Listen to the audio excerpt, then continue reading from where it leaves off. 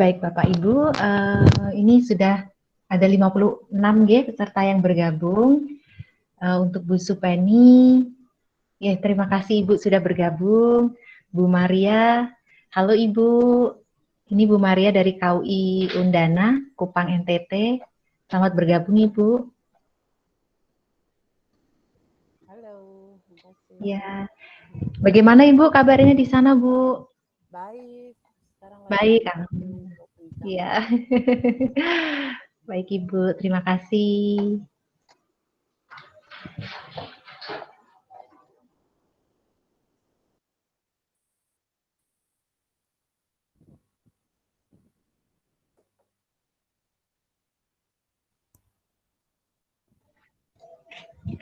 Selamat datang Pak Andi. Halo. Ya. Clear suara saya? Gimana Bapak?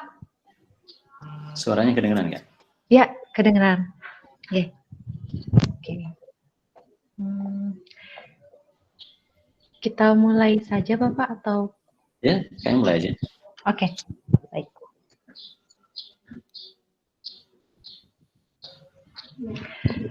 Baik, selamat sore Bapak Ibu semuanya. Terima kasih sudah bergabung bersama kami kembali. Ini webinar kita yang ketiga, Bapak Ibu. Kali ini temanya Developing Internationalization. Nah, untuk tema yang kali ini ada 3 pembicara nih Bapak Ibu, semuanya ladies. Para Srikandi OIA, ini yang pertama ada Mbak Cahya Wulandari, kemudian ada Mbak Asti Tinareswari, dan juga Mbak Mailani Ika Putri. Baik, kalau begitu sebelum kita sharing session dan juga presentation session, mohon Bapak Andi untuk remarks sedikit. Terima kasih Pak. Terima kasih. Suara saya oke, kedengaran ya? Ya, terdengar Pak. Baik, terima kasih Roro, terima kasih juga teman-teman semua dimanapun berada yang masih setia ngikutin program kami. Mudah-mudahan memang selalu ada hal baru yang teman-teman bisa pelajari dari kami. Seperti juga kami pasti mempelajari banyak hal dari teman-teman semuanya juga.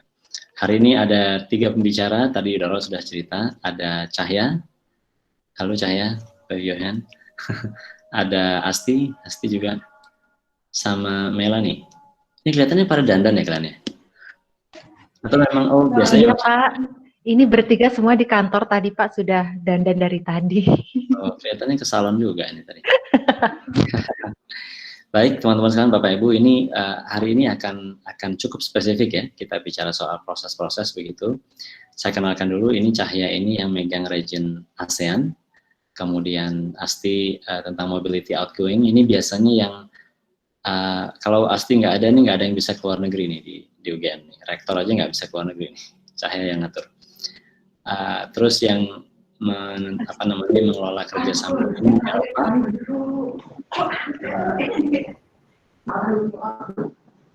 Itu ada Melanie. Oke.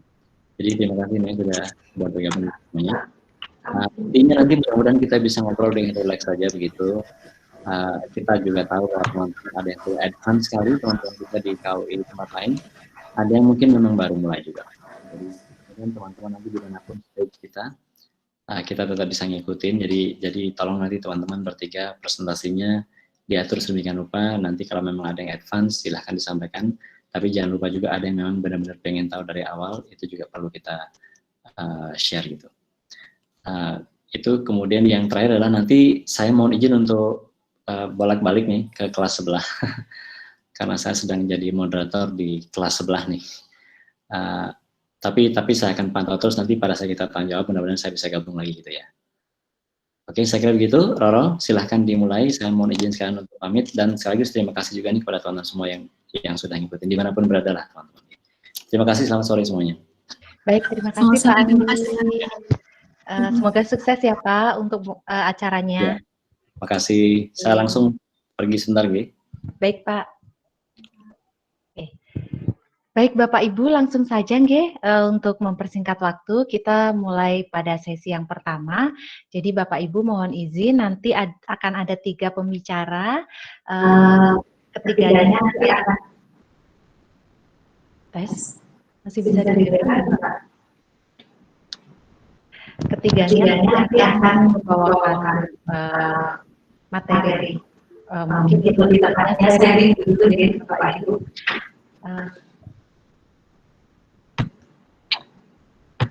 Ada gangguan? Baik, mohon maaf Bapak Ibu.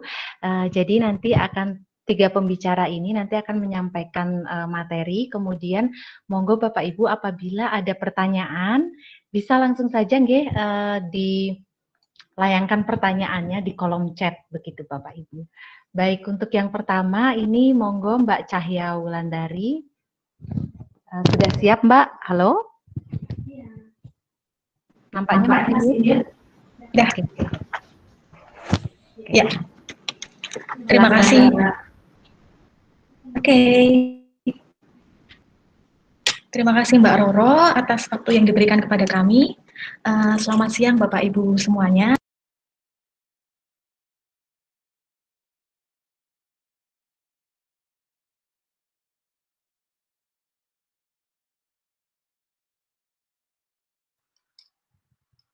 Maaf Mbak, mic-nya masih off. Oke. Maaf. Saya ulangi nggih. Terima kasih Mbak Roro atas waktu yang diberikan kepada kami. Selamat siang Bapak Ibu semuanya. Perkenalkan saya Cahya sebagai Program Koordinator for Asian Region. Nah, sebagai informasi saja, saya baru 1 tahun bekerja, diamanahi sebagai Program Koordinator Region, di mana sebelumnya kurang lebih 5 tahun saya bekerja sebagai Hospitality dan Promotion Staff, gitu.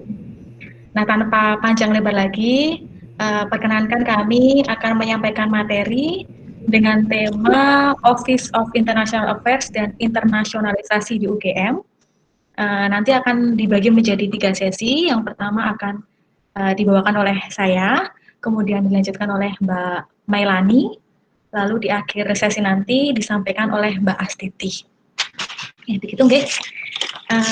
Yang pertama, sebelum kita mengenal lebih dalam dan lebih detail, ada baiknya kita mengetahui dulu apa visi dan misi UGM. Yang pertama adalah visi UGM sebagai pelopor perguruan tinggi nasional berkelas dunia yang unggul dan inovatif, mengabdi kepada kepentingan bangsa dan kemanusiaan yang dijiwai nilai-nilai budaya bangsa berdasarkan Pancasila. Lalu untuk mendukung visinya, yang kami lakukan adalah dengan menjalankan pendidikan, penelitian, dan pengabdian kepada masyarakat yang dikenal sebagai Tridharma, serta pelestarian dan pengembangan ilmu yang unggul dan bermanfaat bagi masyarakat. Gitu visi misinya. Lalu lanjut ke SOTK UGM. Seperti yang sudah disampaikan Pak Andi pada minggu pertama saat webinar, disampaikan bahwa kami di KUI itu berada di bawah Wakil Rektor Bidang Kerjasama dan Alumni, di mana membawahi 2 direktorat. Bisa dilihat Direktorat Kemitraan Alumni dan Urusan Internasional, kemudian Direktorat Pengembangan Usaha dan Inkubasi. Lalu di bawah Direktorat Kemitraan Alumni dan Urusan Internasional, itu ada 3 subdirektorat. Yang pertama adalah kerjasama dalam negeri, lalu kerjasama urusan internasional atau kerjasama internasional, lalu yang ketiga adalah subdirektorat hubungan alumni. Mengerucut lagi, kita dibagi menjadi 2 divisi, yaitu divisi pengembangan program dan jejaring dan mobilitas. Begitu, lalu kita masuk ke tugas pokok di bagian kami, yaitu divisi pengembangan program dan jejaring. Yang pertama, tugas kami adalah memproses dan mengelola MOU, di mana kami melaksanakan semua administrasi dari awal hingga akhir.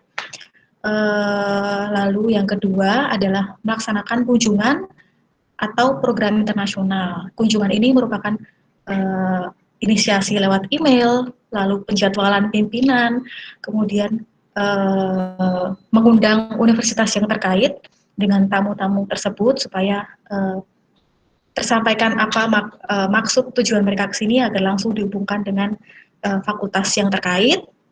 Lalu mempersiapkan kunjungan menjadi notulen saat meeting hingga follow up meeting tersebut. begitu. Lalu untuk program internasional itu ada beberapa kegiatan itu seperti tailor-made program. Dalam program ini yang dimaksudkan adalah kita menyocokkan dengan partner yang akan kerjasama dengan kita. Misalnya tema apa yang cocok untuk kita kerjakan bersama begitu. Lalu ada juga summer program. Kemudian tugas pokok yang ketiga itu adalah membangun dan memelihara jejaring internasional. Itu termasuk kunjungan luar negeri, di mana nanti akan dijelaskan secara lebih detail oleh Mbak Astiti di sesi yang ketiga. Kemudian tugas pokok keempat, yaitu mengawasi atau melaksanakan proyek internasional. Itu ada banyak sekali program internasional yang kami jalankan. Salah satunya adalah Erasmus+, dan nanti juga secara lebih detail akan disampaikan Mbak Astiti di sesi ketiga. Gitu. Kemudian next, ya singkat saja mengenai staf dan posisi di divisi pengembangan program dan jejaring. Itu kami ada di bawah kepala si pengembangan program dan jejaring. Nah, di mana saat ini sedang dalam proses penggantian. Sebelumnya mungkin Bapak Ibu juga sudah perso Ibu Nurmadiani. Terus per 1 Juni kemarin itu sudah bertugas di Fakultas Peternakan. Jadi saat ini kami sedang dalam proses pergantian. Kemudian di bawahnya ada program koordinator, di mana dibagi menjadi beberapa region besar. Untuk region kami dibagi menjadi 4 region besar. Yang pertama adalah region ASEAN, itu dipegang oleh saya, Cahya. Kemudian untuk ASEAN region, ini maksudnya sisanya dari ASEAN, itu ada Asia Timur, Asia Tengah, dan Asia Barat. Itu dipegang oleh Mbak Sepitri Indrayanti atau Mbak Pipit. Lalu untuk region Australia, Oceania, Amerika, dan Afrika, itu dipegang oleh Mas Zaadul Haq atau akrab dipanggil Mas Izat. Besok minggu depan Bapak Ibu akan bertemu dengan beliau ini. Kemudian yang berikut region yang terakhir adalah region Europe dan Middle East. Itu dipegang oleh Mbak Mailani. Gitu. Kemudian selain region ada juga program koordinator for outgoing visitation dan konsorsium seperti Pak Andi sampaikan tadi, yang mengurus perjalanan pimpinan dari A sampai Z. Itu ada Mbak Astiti Nareswari. Lalu yang berikutnya adalah legal staff, di mana saat ini baru beberapa bulan ini dipegang oleh Mbak Ulfah Aulia. Sedikit intermezzo saja, Bapak Ibu, di mana dulu memang program koordinator ini kami dibantu oleh mahasiswa, jadi masih part-time. Tapi seiring berjalannya waktu, karena melihat turnover-nya cukup tinggi dan transfer knowledge yang mungkin agak kesulitan, jadi mulai tahun 2015 posisi program koordinator di KUI itu dipegang oleh full-time staff gitu. Kemudian berikutnya yang masuk di divisi pengembangan program jejaring itu ada Mbak Arum Kadarini sebagai finance staff. Ya. Itu. Lalu lanjut ke rencana strategis tahun 2018-2022 di UGM. Jadi UGM memiliki 6 strategi utama berdasarkan kondisi internal dan eksternal serta tuntutan perubahan yang cepat dalam teknologi dan kualitas pelayanan. Di mana yang pertama adalah memperkuat orientasi keilmuan. UGM berfokus pada pengembangan sains dan keunggulan dan keunikan yang bersifat ke-UGM-an untuk meningkatkan kesejahteraan masyarakat Indonesia dan dunia melalui Tridharma. Nah, jadi tonggak kami itu adalah Tridharma, yaitu pengajaran, pengabdian kepada masyarakat, dan penelitian. Lalu strategi yang kedua itu memperkuat reformasi birokrasi.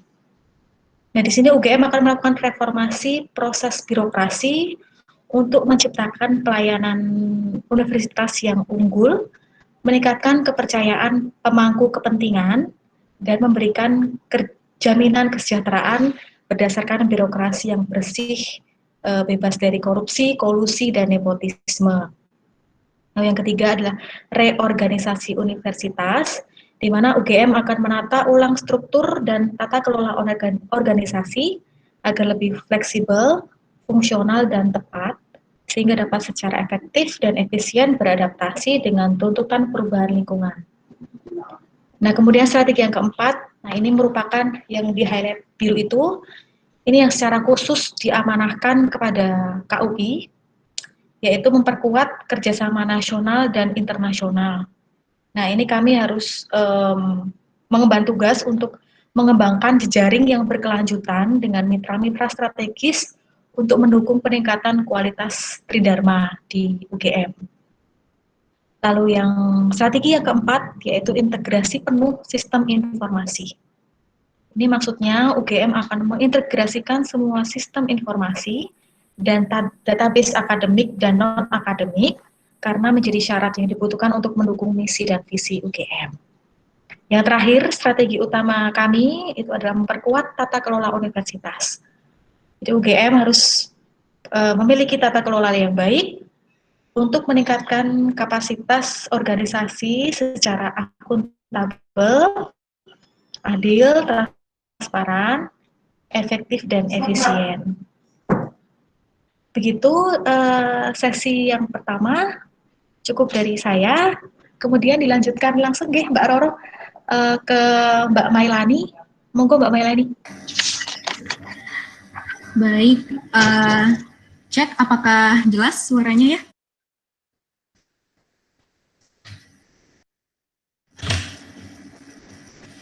Cek.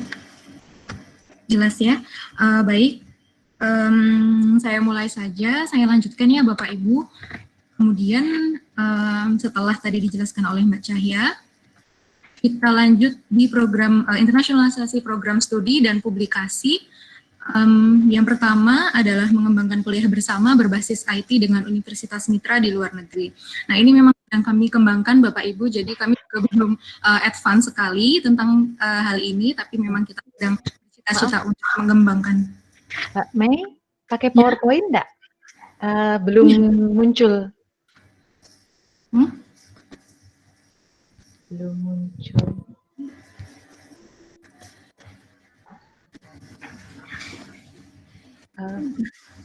Mungkin staf yang lain akan membantu.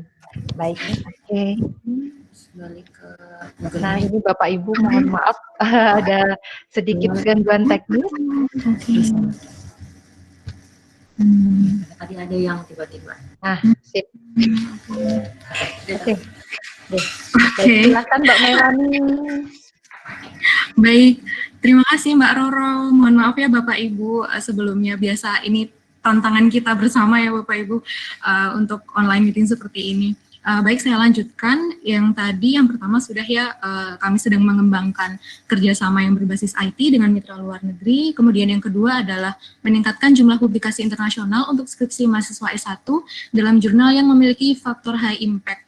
Nah, ini kebetulan karena saya dulu adalah alumni Visipol UGM, dulu tempat kami itu sudah dimulai untuk diberikan pilihan seperti itu Bapak Ibu, bahwa ketika akan lulus itu tidak hanya diberikan pilihan skripsi konvensional saja, tetapi kami juga diberikan pilihan untuk membuat jurnal internasional. Jadi itu memang salah satu cara dari universitas untuk mendorong adanya publikasi internasional bahkan sejak dari level S1. Kemudian yang ketiga, kita ingin meningkatkan jumlah program studi yang terakreditasi secara internasional. Sejauh ini UGM memiliki kurang lebih 60 program studi yang sudah terakreditasi secara internasional, baik di level ASEAN maupun secara internasional lebih luas begitu.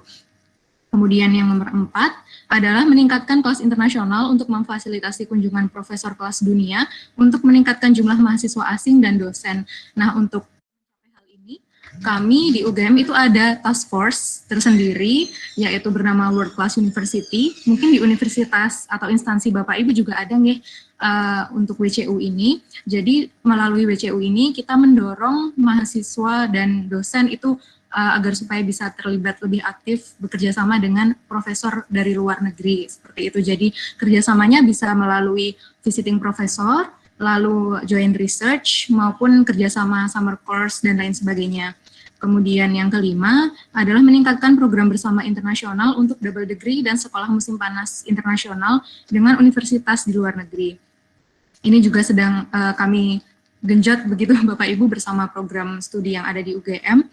Oh ya, sebelumnya mungkin saya tidak akan terlalu detail ya Bapak Ibu untuk menjelaskan di sesi presentasi ini. Mungkin nanti jika ada pertanyaan yang ingin disampaikan, silahkan. Nanti kami akan jelaskan lagi begitu di sesi tanya jawab. Baik, selanjutnya adalah International Undergraduate Programs atau IUP yang ada di UGM. Sejauh ini dari 20 fakultas yang ada di UGM, kami memiliki 8 fakultas yang sudah ada program IUP-nya begitu, dan beberapa di antaranya masih sangat baru Bapak Ibu, mulai tahun 2018 itu ada program studi yang baru mengembangkan IUP, salah satunya seperti ilmu komunikasi, lalu teknik mesin dan biologi. Kemudian selanjutnya adalah kemitraan UGM di seluruh dunia. Nah, jika dilihat, ini tulisannya kecil-kecil ya Bapak Ibu, mohon maaf. Nah, ini gambaran saja bahwa memang sekitar 70% begitu ya mungkin negara di dunia ini UGM sudah pernah ada MOU-nya seperti itu. Mungkin kalau dihitung sekitar 400 MOU ya sejak zaman dulu begitu kalau dihitung sampai sekarang. Tetapi memang kita kan tidak bisa mematok dari di atas kertas saja ya Bapak Ibu, tapi kita juga lebih mementingkan kepada kerjasama yang memang terimplementasikan dengan baik. Nah, jika melihat secara keaktifan implementasi kerjasama, mungkin kerjasama yang aktif antara UGM dengan universitas di dunia itu ada sekitar 80-100 seperti itu. Nah, itu termasuk MOA-nya dan juga termasuk agreement dengan platform Erasmus+. Itu kemudian selanjutnya adalah how selecting partners. Di slide ini ada 4 faktor ya Bapak Ibu untuk kita bagaimana untuk memilih partner yang cocok seperti itu. Yang pertama adalah kita melihat reputasi dari universitas atau instansi yang akan kita ajak kerjasama seperti itu. Sebenarnya ini juga tidak semata-mata harus diurutkan level 1, 2, 3, 4 seperti itu, tidak ya Bapak Ibu, ini acak saja.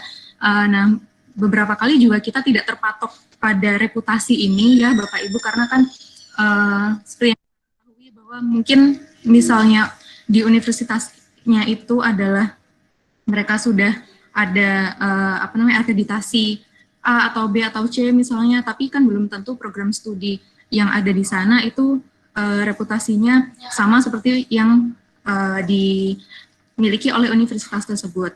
Tapi ya ini reputasi ini sebenarnya tergantung dari faktor-faktor yang 3 yang lainnya ini. Kemudian yang kedua adalah compatibility. Compatibility ini kalau kita sederhanakan ya ini ya, misalnya universitas kita punya program filsafat misalnya, kemudian kita ingin bekerja sama dengan universitas lain, dan universitas itu harusnya ada program filsafat juga. Jadi jangan sampai misalnya sekarang UGM sedang ada salah satu instansi begitu dari Jerman yang ingin mengajak kami kerjasama.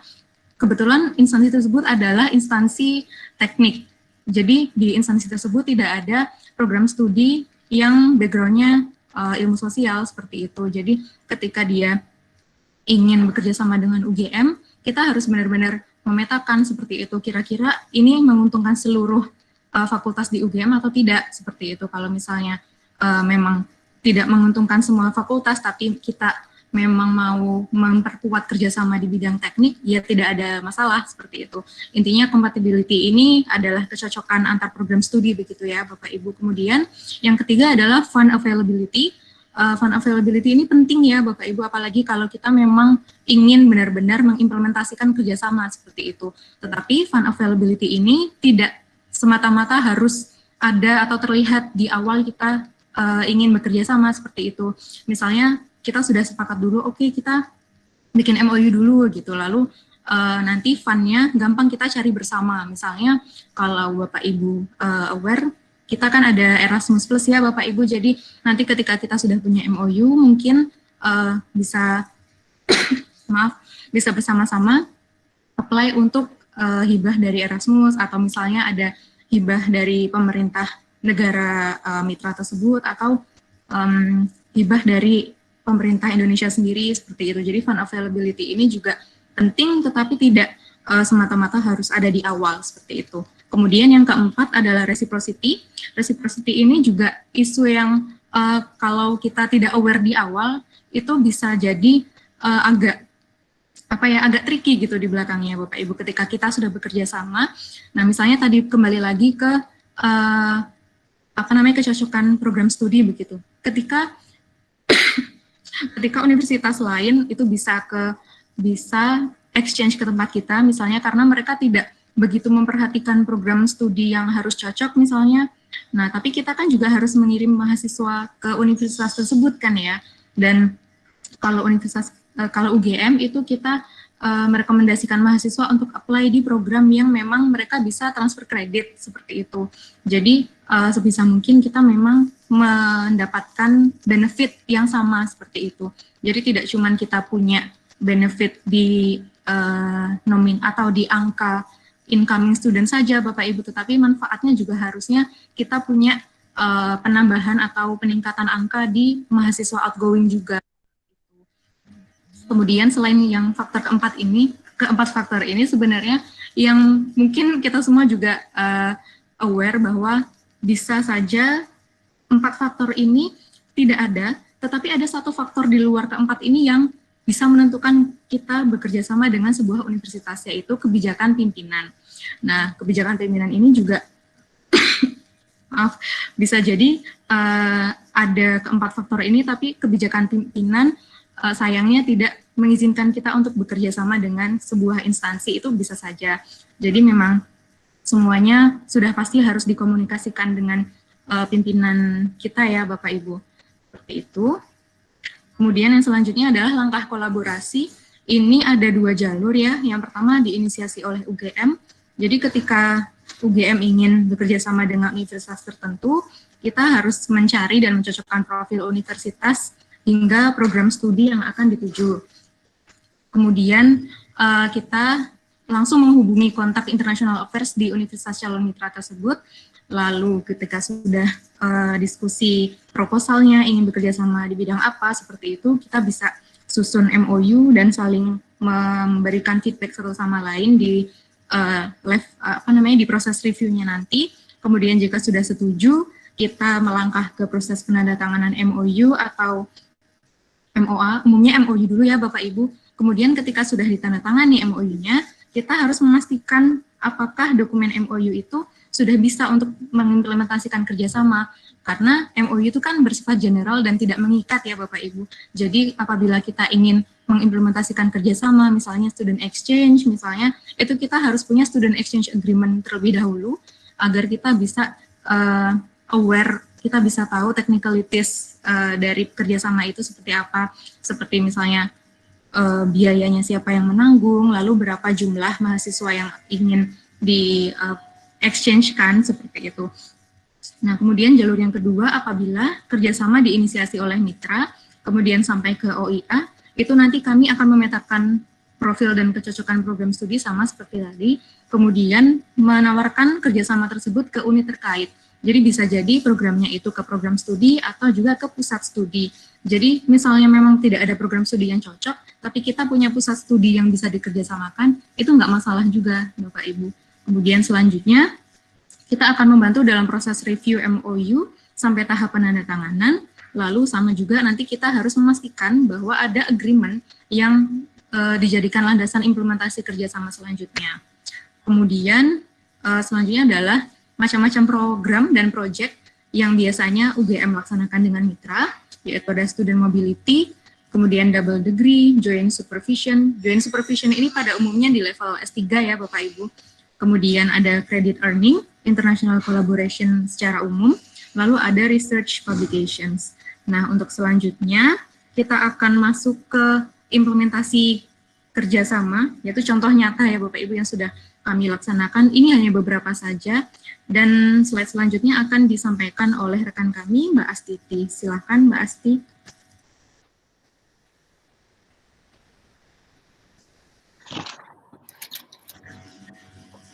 Ya, selamat sore Bapak Ibu. Udah oke ya suaranya? Udah oke ya? Ya, udah oke Mbak. Siap.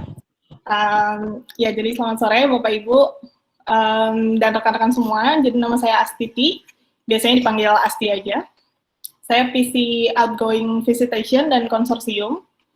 Jadi seperti yang sudah disampaikan oleh Mbak Mailani, terima kasih Mbak Mailani. Berikut saya akan menjelaskan program-program internasional yang ada di UGM sebagai upaya bentuk nyata dari upaya internasionalisasi yang dilakukan oleh UGM. Jadi yang pertama ini ada DREAM, yaitu DREAM itu adalah International Student Summer Program.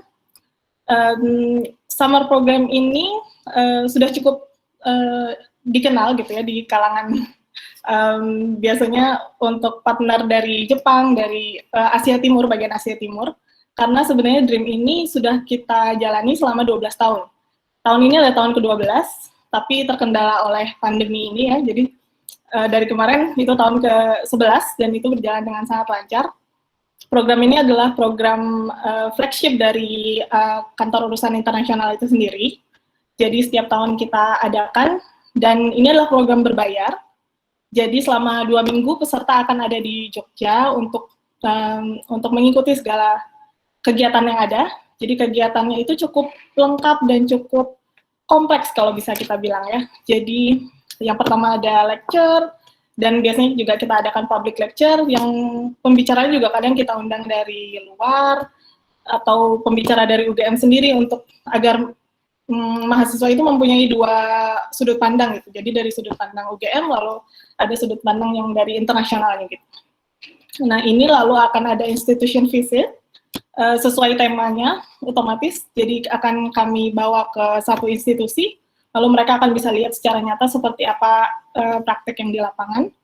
Lalu akan ada workshop, lalu ada cultural events juga, ada excursion, ada senang-senangnya juga ya tentu saja. Dan karena ini UGM ya, tentu saja akan ada KKN atau community service. Jadi mereka cukup kompleks, selama 2 minggu cukup sibuk sepertinya, tapi biasanya mereka yang sudah ikut gitu memberikan feedback yang baik lah gitu. Karena mereka senang bisa bertemu dengan teman-teman dari berbagai latar belakang negara maupun pendidikan, dan itu kita cukup senang lihatnya mereka bisa berbaur dan bisa mingle dengan baik gitu. Untuk DREAM ini saya akan menjelaskan secara first layer aja gitu, karena nanti di minggu ke-8 kalau tidak salah, di minggu ke-8 akan ada pembahasan yang mendalam tentang bagaimana cara OIA khususnya mengadakan DREAM ini setiap tahunnya, dan seperti apa kiat-kiatnya untuk bisa tetap mendapatkan banyak peserta gitu. Lalu untuk selanjutnya, international program yang selanjutnya adalah, ya ini adalah Erasmus Plus Capacity Building for Higher Education. Di sini ini adalah salah satu program Erasmus yang berbasis konsorsium ya, kita bisa lihat. Jadi di program Erasmus ini itu adalah konsorsium yang terdiri dari berbagai universitas, terutama di Eropa tentu saja dan di Asia juga. Jadi ini yang konsorsium yang aktif di UGM. Ada banyak, mungkin beberapa dari Bapak Ibu sudah familiar dengan nama-namanya. Jadi program ini rata-rata berjalan dari tahun 2015 sampai saat ini. Jadi memang belum terlalu lama, tapi sudah cukup berkembang lah gitu. Dan PIC dari program ini biasanya memang berasal dari fakultas, karena program yang dijalankan itu ini lebih kepada pengembangan kurikulum gitu. Jadi pengembangan kurikulum dari suatu bidang studi tertentu gitu. Jadi ini lebih khusus ya, lebih spesifik gitu. Untuk yang selanjutnya itu ada di Erasmus Plus International Credit Mobility, dan yang ini adalah salah satu contoh program Erasmus lainnya juga.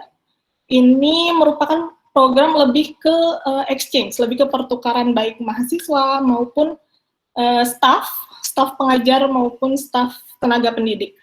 Jadi ini adalah salah satu program yang ditunggu-tunggu kalau oleh kita dan oleh fakultas tentunya. Lalu program ini diselenggarakan atas kesepakatan lebih kepada kesepakatan antar universitas dan bersifat resiprokal juga. Jadi tidak hanya kita yang ke sana, mereka juga akan ke sini untuk menjalani program tersebut. Gitu. Lalu untuk mahasiswa, tentu saja mereka akan mendapatkan kesempatan belajar kurang lebih selama 1 semester. Kurang lebih selama 1 semester mereka akan ke universitas yang ada di let's say di Eropa untuk bisa belajar mengenal culture di sana dan lain-lain. Lalu untuk staf tenaga pengajar, Bapak Ibu dosen ini akan berkesempatan untuk mengajar di Universitas Mitra dengan tentu saja dengan aturan durasi mengajar yang telah disepakati di dalam agreement. Jadi tetap akan ada guidelines-nya seperti itu ya.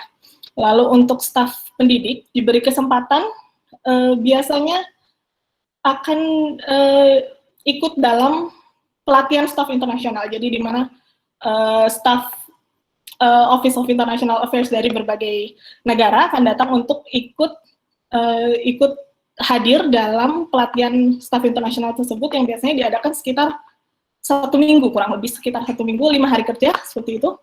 Lalu yang kedua untuk staf pendidik itu ada program yang lain yaitu job shadowing. Untuk job shadowing ini jadi memang benar-benar bekerja seperti intern gitu yang akan ditempatkan di unit-unit yang sudah disepakati bersama. Jadi bisa saja di fakultas, bisa juga di kantor OIA-nya gitu. Dan itu pernah dilakukan selama sekitar 2 minggu biasanya. Jadi waktunya agak lebih panjang dan itu biasanya bisa dari satu tempat ke tempat lain gitu, dari satu unit ke unit lainnya. Seperti itu contohnya. Lalu untuk contoh lainnya adalah tentu saja yang ini perjalanan dinas luar negeri, yaitu yang ini adalah jadi yang ini adalah program internasional yang juga diadakan tentu saja setiap tahunnya ya. Jadi kalau ini mungkin lebih familiar begitu ya. Ini ada 2 alur, ini adalah flowchart-nya dan ada 2 alur. Yang pertama adalah kita menerima yang biru, jadi kita menerima undangan dari mitra atau dari konsorsium. Jadi kalau kita menerima undangan akan lebih walaupun tidak simpel, tapi saya bisa bilang ini lebih simpel untuk prosesnya gitu ya. Jadi yang pertama kita mendapatkan undangan, lalu kita akan sampaikan ini kepada pimpinan, lalu mereka akan memberikan nama delegasi sesuai dengan konsorsium apa yang ada saat itu, lalu PIC-nya siapa dan lain-lain. Lalu mereka akan memberikan approval juga, lalu setelah itu kita bisa konfirmasi kepada pengundang. Lalu setelah sudah dikonfirmasi kepada pengundang, kita mintakan juga undangan atas nama delegasi tersebut. Lalu setelah itu proses izin setnek melalui Direktorat SDM. Nah ini sebenarnya dulu sempat menjadi momok gitu ya bagi kami, karena proses izin ini terkadang memakan waktu yang terlalu lama gitu. Jadi ketika kita belum diizinkan agak susah untuk bisa pergi gitu, begitu kan? Jadi agak susah gitu. Tapi sejak kalau tidak salah tahun lalu ya, jadi setnek ini sudah mulai. Jadi kita tidak perlu memberikan permohonan izin secara fisiknya, jadi hard copy-nya kita tidak perlu, jadi hanya soft file untuk mereka bisa approve kapan saja gitu. Jadi ini sangat-sangat membantu ketika semuanya dikerjakan secara online gitu. Jadi setelah itu hanya memakan waktu jauh lebih singkat. Setelah ada izin, lalu kita akan mengurus visa jika diperlukan, dan otomatis pemesanan yang lainnya seperti tiket, akomodasi dan lain-lain. Lalu memberikan kelengkapan perjalanan, ya berupa tiket, souvenir jika diperlukan, asuransi perjalanan, H-3 kira-kira. Lalu setelah kepulangannya, akan gantian kita yang menagih laporan. Kira-kira 2 hari setelah kepulangan, kita akan menagih laporan perjalanan, dan berkas-berkas lainnya untuk kemudian kita SPJ begitu. Dan kalau untuk yang merah, ini adalah flowchart untuk perjalanan yang inisiasinya dari kita sendiri gitu. Jadi misalkan kita kita mau inisiasi untuk pergi ke universitas mana gitu. Ini memang agak lebih panjang alurnya, karena otomatis yang pertama harus memberikan proposal, kenapa kita harus berkunjung ke sana dan lain-lain. Itu dan juga tentu saja dengan RAB-nya, dengan rincian biaya yang kira-kira akan dikeluarkan. Lalu harus ada approval dari banyak layer, bisa kita bilang. Lalu untuk selanjutnya jika sudah di-approve, ini yang beda adalah kadang kita akan komunikasikan dengan KBRI. Jadi kalau misalkan pertama kita mau datang ke Universitas A, misalkan seperti itu, tapi kalau kita komunikasikan dengan KBRI, terkadang KBRI punya pandangan sendiri, jadi punya pandangan lain dari point of view lain, yang bisa kita jadikan pertimbangan juga. Jadi biasanya, misalkan kita mau ada di bidang A, lalu nanti mereka akan bilang, oh Universitas B juga ada di bidang A, gitu, misalkan gitu. Jadi nanti akan lebih baik lah, gitu, karena mereka lebih tahu ya, untuk di negara tersebut atau di tempat itu, gitu. Dan itu setelah itu kita minta surat konfirmasi dari universitas yang kita tuju untuk nanti menjadi acuan kita mengurus perizinan setnek dan lain-lain. Lalu untuk yang selanjutnya akan sama prosesnya gitu. Jadi kurang lebih seperti itu untuk PDLN ya. Jadi kalau saya sendiri tidak mengurusi semuanya, tentu saja tidak mengurus perjalanan dinas 1 UGM. Jadi saya hanya mengurus yang pimpinan rektorat, jadi hanya Bapak Rektor, Bapak Wakil Rektor, dan beberapa pimpinan lain di rektorat. Kalau untuk di fakultas, biasanya teman-teman dari fakultas yang sudah sangat ahli mengurus untuk pimpinan yang ada di fakultas, begitu. Lalu untuk selanjutnya ini adalah, ini hanya, bukan hanya, tapi kayak kiat untuk mengembangkan pendekatan strategis untuk internasionalisasi begitu. Jadi ada 4 poin yang bisa kita tentukan sepertinya ya. Jadi yang pertama adalah menyesuaikan tujuan internasionalisasi agar sejalan dengan visi dan misi universitas tentu saja. Jadi jadi kita bisa memastikan bahwa kita keep on track gitu. Lalu yang kedua adalah membangun kemitraan dengan bergabung dengan jejaring internasional atau konsorsium. Ini yang biasanya bisa dibilang paling memungkinkan untuk dilakukan, karena begitu kita bergabung dalam konsorsium, kita akan bertemu dengan banyak universitas saat event tersebut, jadi kita bisa banyak menemukan jejaring gitu, karena biasanya konsorsium ada di satu bidang tertentu, jadi akan lebih gampang bagi kami untuk bisa menemukan partner yang cocok begitu ya. Lalu yang ketiga adalah memastikan bahwa internal universitas memiliki kapasitas yang cukup untuk mendukung strategi internasionalisasi. Ini juga penting, karena jangan sampai begitu kita sudah mendapatkan partner, kita yang kebingungan gitu. Jadi kita harus yakin dulu bahwa kita sudah siap, dan baru setelah itu kita bisa keluar, seperti itu ya.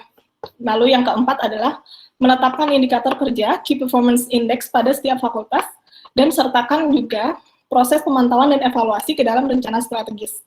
Dan ini sangat penting bahwa bisa saya pastikan bahwa peran fakultas memang sangat-sangat penting dalam berlangsungnya internasionalisasi di UGM ini, karena mereka memang sebagai motornya gitu. Jadi ketika kita mengadakan proses pemantauan dan lain-lain, kita bisa lihat bahwa memang ya itu tadi, bahwa kita memang on track gitu. Jadi seperti itu, kira-kira ada 4 poin ini.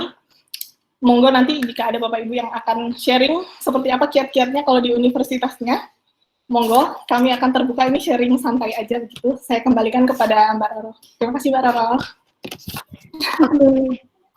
Makasih Mbak Asti untuk sharing-sharingnya. Ini Bapak Ibu, monggo silahkan yang jika ada pertanyaan bisa juga langsung ke kolom chat, atau bisa juga menuliskan izin bertanya, nanti langsung unmute dan bertanya begitu. Baik, oke, ada pertanyaan pertama ini Mbak, bagaimana proses komunikasi ke KBRI, dokumen apa yang perlu dilampirkan, apakah proposal kegiatan juga kita laporkan, kemudian untuk izin ke direktorat harus butuh waktu lama ya, minimal sebulan mungkin, mohon pencerahan. Ini Mbak Asti tadi ya? Iya Pak. Oke. Monggo Mbak Asti. Ya, kalau untuk ke KBRI, memang prosesnya untuk awalnya pasti sangat formal, jadi memang kita surati, begitu. Jadi kita memang lihat di website, lalu kita surati secara resmi, dan pasti mereka akan meminta TOR, gitu. Jadi emang lampiran acara di sana akan ngapain aja, dan mereka di sana, kita di sana akan berkunjung kemana, jadi mereka punya gambaran bahwa apa yang harus mereka bantu, gitu. Jadi memang lebih baik sertakan selengkap-lengkapnya agar mereka bisa punya gambaran dan mereka bisa diskusi sebelum akhirnya membalas kita gitu. Jadi itu yang pertama. Jadi disurati aja secara resmi, lalu disertakan CP dan lain-lain dan mereka akan menghubungi. Selama ini sih seperti itu. Lalu kalau untuk tadi apa tadi ini ya izin, right? Izin ya. Kalau untuk izin yang dimaksud ke direktorat ya, ke Setnek mungkin ya maksudnya. Ini coba Bu Riniati. Ini ke Setnek ya Bu ya? Ke Setnek ya. Kalau untuk ke Setnek itu memang seperti yang tadi saya bilang, dulunya memang lama sekali prosesnya, tapi sekarang sudah bisa jauh lebih cepat. Walaupun memang idealnya, saya baca itu idealnya memang 2 bulan sebelum keberangkatan begitu ya, tapi sepertinya nggak mungkin kalau 2 bulan sebelum keberangkatan karena nggak ada perjalanan yang sudah ada 2 bulan sebelumnya gitu, jadi agak susah gitu. Jadi kalau misalkan ini sebulan atau sekitar 3 minggu, 2 minggu mereka masih sanggup, masih bisa dari pengalaman seperti itu. Oke. Baik, terima kasih Mbak Asti. Terima kasih Roro. Itu ya Bu Rini. Semoga sudah terjawab. Kemudian kita ke Pak Theo ini dari Unpar, ini Mbak Asti. Terkait program Erasmus Plus, apakah dapat dijelaskan kembali mengenai program ini? Terima kasih. Monggo, ini Mbak Asti atau program koordinatornya ya? Mungkin menjawab. Ya. Mbak Melani. Ya, mohon maaf tadi bisa mohon diulangi lagi Mbak Roro pertanyaannya. Oke, untuk pertanyaannya Mbak, ini dari Unpar. Terkait program Erasmus Plus, apakah dapat dijelaskan kembali mengenai program ini?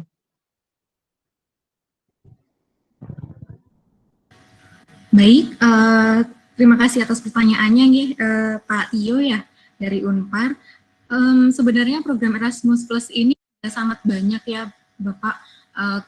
Misalnya yang tadi kita sudah jelaskan itu ada hanya dua contoh dari program Erasmus Plus, yaitu Erasmus for Capacity Building for Higher Education. Itu adalah program konsorsium seperti itu. Jadi simpelnya gini, saya contohkan langsung saja ya Bapak, mungkin supaya bisa lebih clear. Jadi misalnya biasanya kita itu mendapatkan tawaran kerjasama dari salah satu universitas di Eropa. Jadi karena kan program Erasmus ini fundingnya dari Eropa ya, dari European Commission ya Bapak. Jadi memang universitas yang bisa mengusulkan adalah universitas dari Eropa. Jadi tidak bisa universitas di luar Eropa itu mengusulkan menjadi host, itu tidak bisa. Jadi memang harus ada universitas pertama dulu dari Eropa yang ingin apply begitu di program CBHE itu. Nah, program CBHE itu biasanya berupa pengembangan kurikulum. Misalnya yang saat ini sedang itu namanya ISTEM, Erasmus for saya lupa singkatannya, pokoknya akhirnya itu adalah di program Engineering and Natural Science, kalau tidak salah, STEM, ya mungkin Bapak Ibu yang dosen lebih paham ya. Nah itu programnya adalah pengembangan kurikulum untuk mata kuliah di program-program dan teknik. Jadi pertama sebuah universitas dari Eropa itu approach ke kami, mereka mengusulkan UGM menjadi salah satu peserta di konsorsium itu, di mana terdapat banyak universitas lain juga, yaitu ada universitas dari Eropa beberapa juga, dan ada juga universitas di ASEAN yang lain juga. Jadi memang konsorsium ini terdiri dari biasanya dari mulai 5 universitas sampai kurang dari 10 seperti itu. Nah programnya itu berupa biasanya pengembangan kurikulum itu seperti workshop seperti itu. Jadi nanti dari universitas host yang ada di Eropa, mereka akan share bagaimana mereka mengembangkan kurikulum di bidang STEM itu tadi, lalu nanti dari UGM atau dari universitas di ASEAN lainnya sharing juga mengenai pengembangan kurikulum. Nah, nanti biasanya setelah workshop beberapa kali itu mereka akan ada semacam work package seperti itu. Jadi work package ini nanti terdiri dari schedule seperti itu Bapak Ibu. Jadi setelah ada workshop nanti kira-kira akan dipraktekkan seperti itu, akan dipraktekkan kapan, lalu nanti juga akan ada laporannya seperti itu. Nah, program konsorsium ini biasanya berjalan mulai dari 3 tahun sampai 5 tahun, biasanya antara itu 3 sampai 5 tahun programnya. Nah, itu kemudian yang program lain yang ICM tadi, yang U2U, nah ini simpelnya adalah program Erasmus Exchange. Jadi yang exchange itu tidak hanya mahasiswa, Bapak Ibu, tapi juga staf dan dosennya. Jadi untuk ICM ini lebih simpel dari konsorsium, tapi juga sifatnya sama. Jadi kita sebagai universitas di Indonesia itu tidak bisa apply duluan, Bapak Ibu. Jadi harus ada universitas dari Eropa dulu yang apply untuk itu, lalu mereka menawarkan ke universitas kita untuk memulai kolaborasi seperti itu. Misalnya Universitas A di Eropa dengan universitas kita, lalu sifatnya hanya bilateral saja. Jadi di situ nanti agreement-nya isinya ada kemungkinan mobilitas bagi mahasiswa kita dan mahasiswa di universitas tersebut, exchange seperti itu. Lalu juga ada exchange untuk staff dan juga lecturer. Jadi kalau staff tendik itu bisa join bisa staff International Staff Training Week seperti itu, atau juga bisa semacam internship seperti itu di kantor dari universitas mitra itu. Nah, pendanaannya itu semuanya dari Erasmus, Bapak Ibu. Jadi kita sama sekali tidak mengeluarkan dana untuk program yang Erasmus Plus, kecuali kalau untuk CBHE yang pertama tadi, itu mungkin untuk meeting-meeting internal seperti itu mungkin perlu dengan dana internal ya Bapak Ibu, tapi untuk meeting, misalnya ada meeting workshop di Eropa seperti itu, mereka ada dananya sendiri. Jadi untuk pendanaan semuanya full dari seperti itu. Kemudian kalau program lain itu mungkin Bapak Ibu bisa search ya di website Erasmus Plus. Nanti mungkin saya akan sampaikan ke teman-teman yang di grup ya, nanti untuk linknya gitu mungkin bisa kami sampaikan supaya Bapak Ibu bisa cek nanti untuk program Erasmus Plus. Oke, siap Mbak Mei. Mbak Lolo.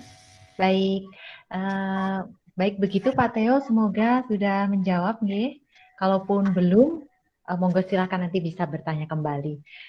Ini dari Pak Hanggudi Widya Utama, terkait proses pemantauan dan evaluasi, bagaimana tahapan MONEF tersebut dilakukan dan yang berperan siapa saja, unit atau lembaganya. Ini maksudnya untuk Erasmus nggih Bapak? Untuk MONEF Erasmusnya? Atau MOU-nya? Sepertinya itu tadi yang untuk ini loh, pengembangan yang tadi yang terakhir itu sepertinya ya, slide terakhir. Yang untuk pengembangan pendekatan strategis nih, sepertinya. Oke, ini untuk semuanya kata Pak Hanggudi. Semuanya. Oke, mungkin Mbak Mai juga MONEF ya biasanya. Atau siapa ya Mbak? Oke, mungkin saya bisa bantu jawab untuk sepengetahuan saya dulu, dan nanti kalau misalnya memang ada yang kurang, kita bisa kembali diskusi atau sampaikan di grup ya Bapak Ibu. Jadi untuk MONEF, pertama untuk yang Erasmus dulu mungkin ya.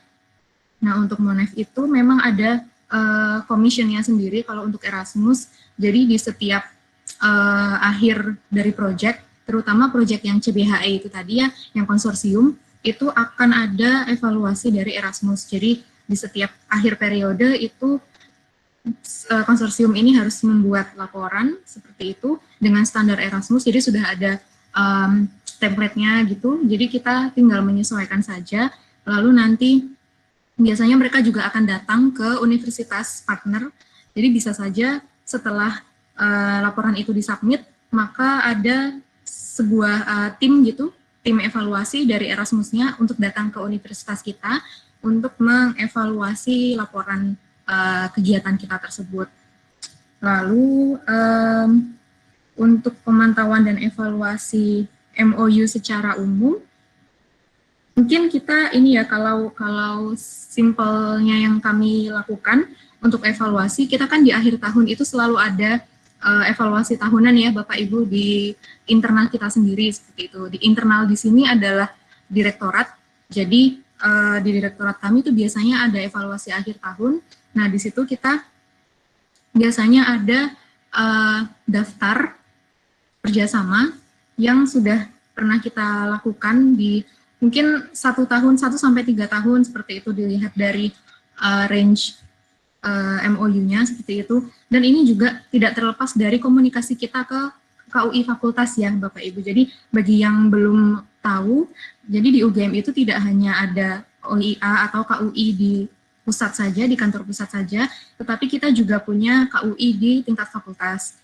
Dan mungkin jika memang fakultas tersebut tidak ada KUI, biasanya ada satu person in charge sendiri yang nanti berkomunikasi dengan OIA untuk saling check and balance seperti itu ya Bu, Bapak Ibu, tentang pemantauan dan evaluasi ini. Jadi memang komunikasi antara OIA pusat dan di fakultas itu sangat diperlukan, karena kan memang bridging-nya itu melalui kita ya Bapak Ibu, bridging-nya melalui OIA pusat, tetapi kan implementasi programnya itu kan wewenang dari fakultas. Jadi memang ketika sebuah MOU atau MOA atau agreement itu sudah disetujui kemudian dilaksanakan, itu memang kita nanti ceritanya cari tahu perkembangannya atau evaluasinya itu dari fakultas.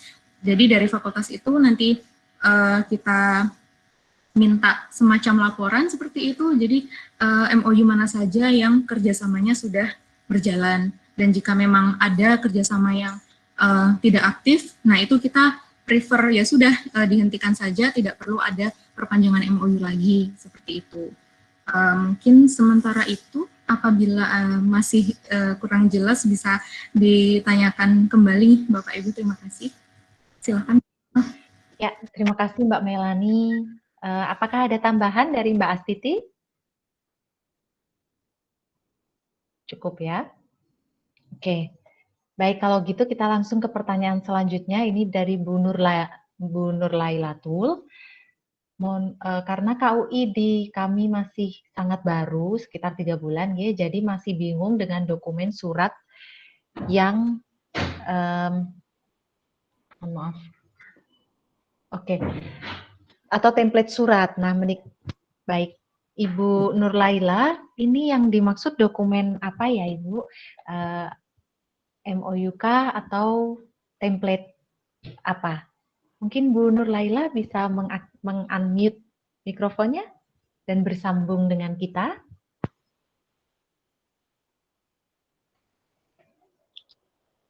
Halo Bu Nur.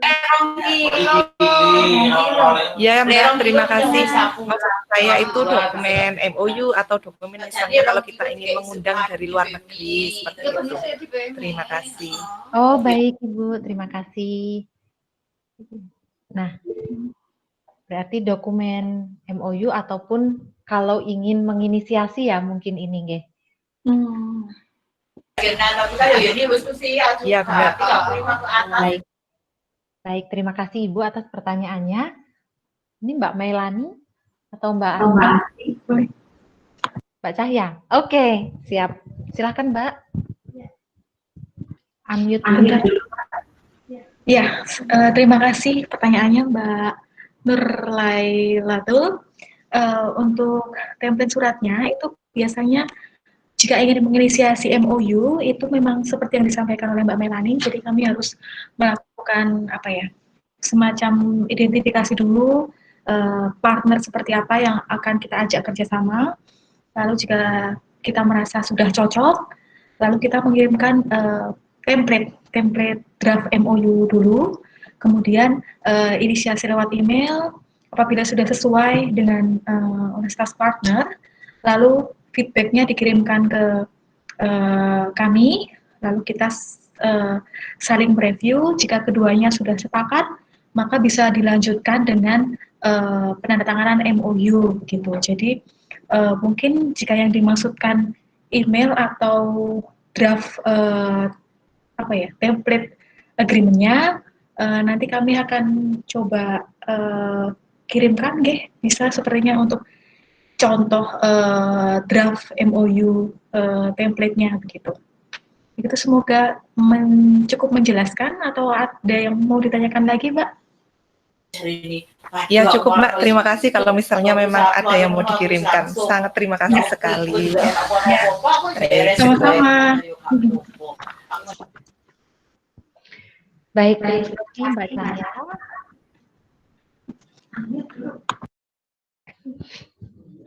Terima kasih Mbak Cahya dan juga Bu Nurlailatul. Nanti kami sudah ada email Ibu ya. Mungkin nanti kami ini akan dicatat dulu agar nanti dikirimkan ke email Ibu begitu. Kemudian selanjutnya Bapak Ibu kita ke pertanyaan selanjutnya dari Bu Niken. Waalaikumsalam Ibu, untuk poin tentang kapasitas internal, apa tips internasionalisasi bagi instansi yang KUI-nya tidak terlalu banyak SDM? Nah, ini sebenarnya yang mungkin lebih tepat menjawab adalah Pak Andi ya Bapak Ibu. Namun ini mohon maaf sekali, Bapak sepertinya masih menjadi moderator. Namun ini akan saya catat Bapak Ibu untuk nantinya kami sampaikan kepada Pak Andi. Kemudian kami akan meng-email begitu. Atau mungkin dari teman-teman KUI ini ada yang mungkin ada tips begitu? Belum ya? Ada? Halo Mbak Roro. Oh ya. Boleh izin menyumbangkan ideas? Oh iya, baik. Ini Bu Niken, ini Mbak Afia Rifkiani, nggih, Mbak Ani. Monggo ya. Mbak Ani. Terima kasih Mbak Roro. Sebenarnya untuk tips internasionalisasi mungkin ya Pak Andi ya, tetapi saya mungkin lebih ke memberikan sedikit tips untuk gimana caranya kita memulai internasionalisasi dengan SDM yang terbatas. Nah, dulu itu mungkin di KUI sendiri kan memulainya juga tidak banyak stafnya. Sudah kami sampaikan saat pertemuan pertama ya. Tips kami adalah waktu itu kita merekrut teman-teman mahasiswa untuk inisiasi MOU yang dilakukan oleh teman-teman saat ini, teman-teman staf full time. Nah, tadi juga disampaikan oleh Mbak Cahya bahwa dulu memang untuk inisiasi MOU dilakukan oleh mahasiswa part time. Namun karena semakin banyaknya kegiatan dan MOU yang harus di-maintain, itu akhirnya kita full time kan posisinya. Nah, jadi untuk teman-teman KUI yang baru berdiri, ya tipsnya tidak perlu bingung ya teman-teman. Mungkin misalnya tidak bisa mengangkat staff full time terlalu banyak, kita bisa mengajak teman-teman mahasiswa untuk membantu di inisiasi MOU atau kerjasama tersebut gitu. Kalau tips yang dulu yang kita lakukan seperti itu, tetapi nantinya mungkin memang tergantung tujuan universitas ya, tujuan internasionalisasi universitas pasti punya target. Nah, target itulah yang harus dijadikan acuan seberapa besar sih kita butuh SDM-nya. Jika memang kita target yang ingin dicapainya cukup tinggi dan perlu secepatnya, tentunya perlu menambah SDM dengan kualitas dan kebutuhan yang sesuai dengan tujuan kita itu. Gitu. Mungkin itu saja Mbak Roro, masukan sedikit saja. Terima kasih. Baik Mbak Ani, terima kasih sekali Mbak. Ini Mbak Ani senior kami Bapak Ibu, jadi mengikuti bukan berkembang ya, tapi memang dengan KUI semenjak KUI masih baru-baru gitu, KUI UGM masih baru berdiri, Mbak Ani juga sudah ada di sana gitu. Baik, semoga menjawab ya Bu Niken. Kalaupun tidak nanti bisa bertanya kembali atau melalui email juga. Untuk selanjutnya ini dari Pak Ade Mai Rizal. Di bidang MOU dan kerjasama internasional seperti perjanjian, pencarian mitra, dan lain-lain, dari UGM sendiri berapa SDM yang dipekerjakan, lalu skill apa yang harus dimiliki. Nah ini sepertinya tadi di slide Mbak Cahya, sudah ada Mbak Cahya atau Mbak Asiti ya itu? Tadi yang program koordinator itu Mbak.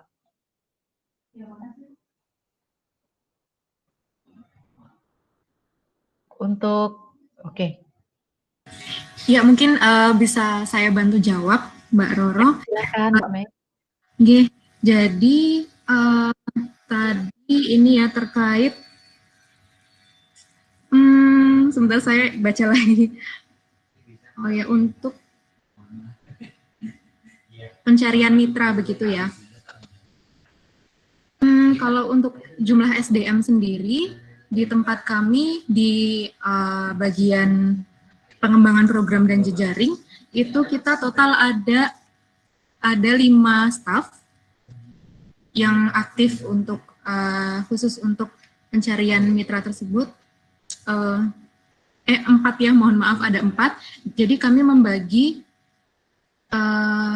kami itu ada 4 PC atau program koordinator.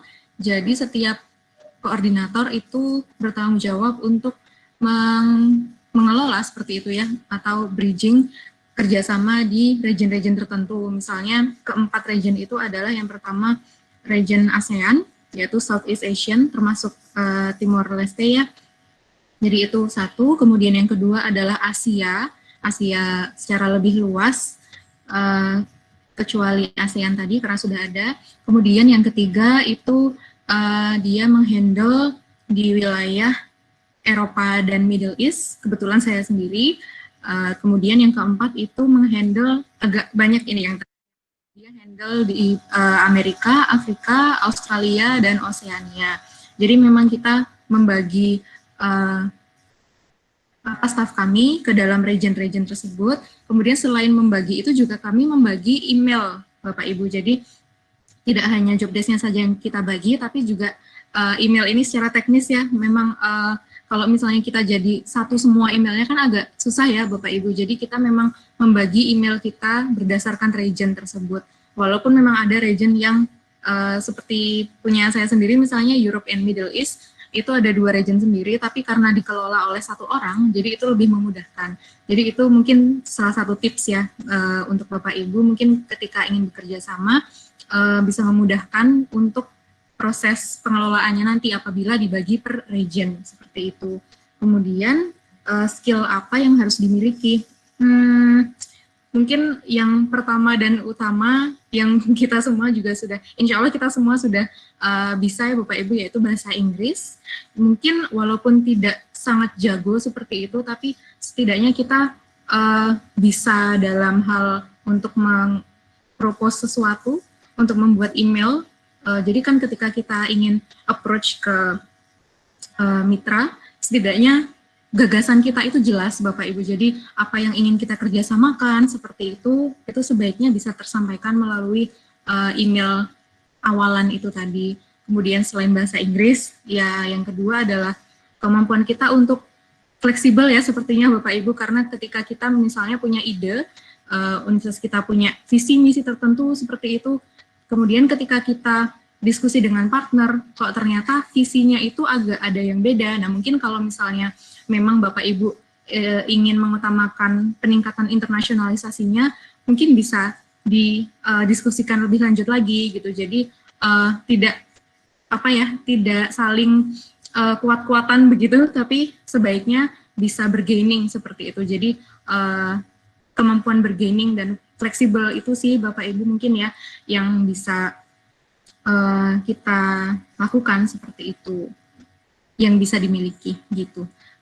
Sepertinya jawaban dari saya itu. Apabila ada yang ingin ditambahkan dari Mbak-Mbak, atau saya kembalikan dulu ke Mbak Roro, silakan. Ya, terima kasih Mbak Melani.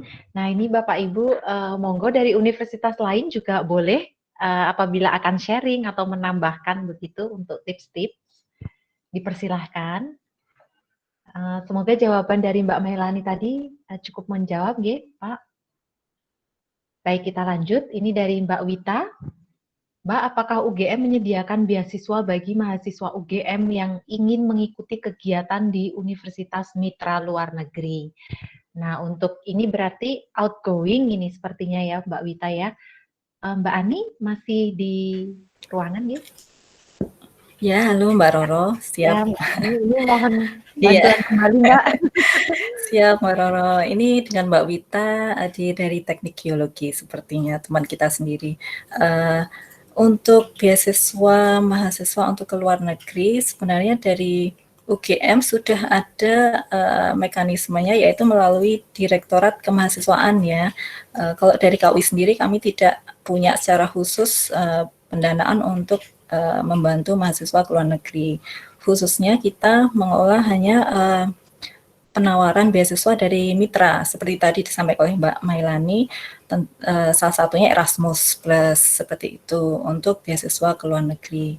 Tetapi kalau khusus pendanaan UGM, itu semuanya melalui Direktorat Kemahasiswaan.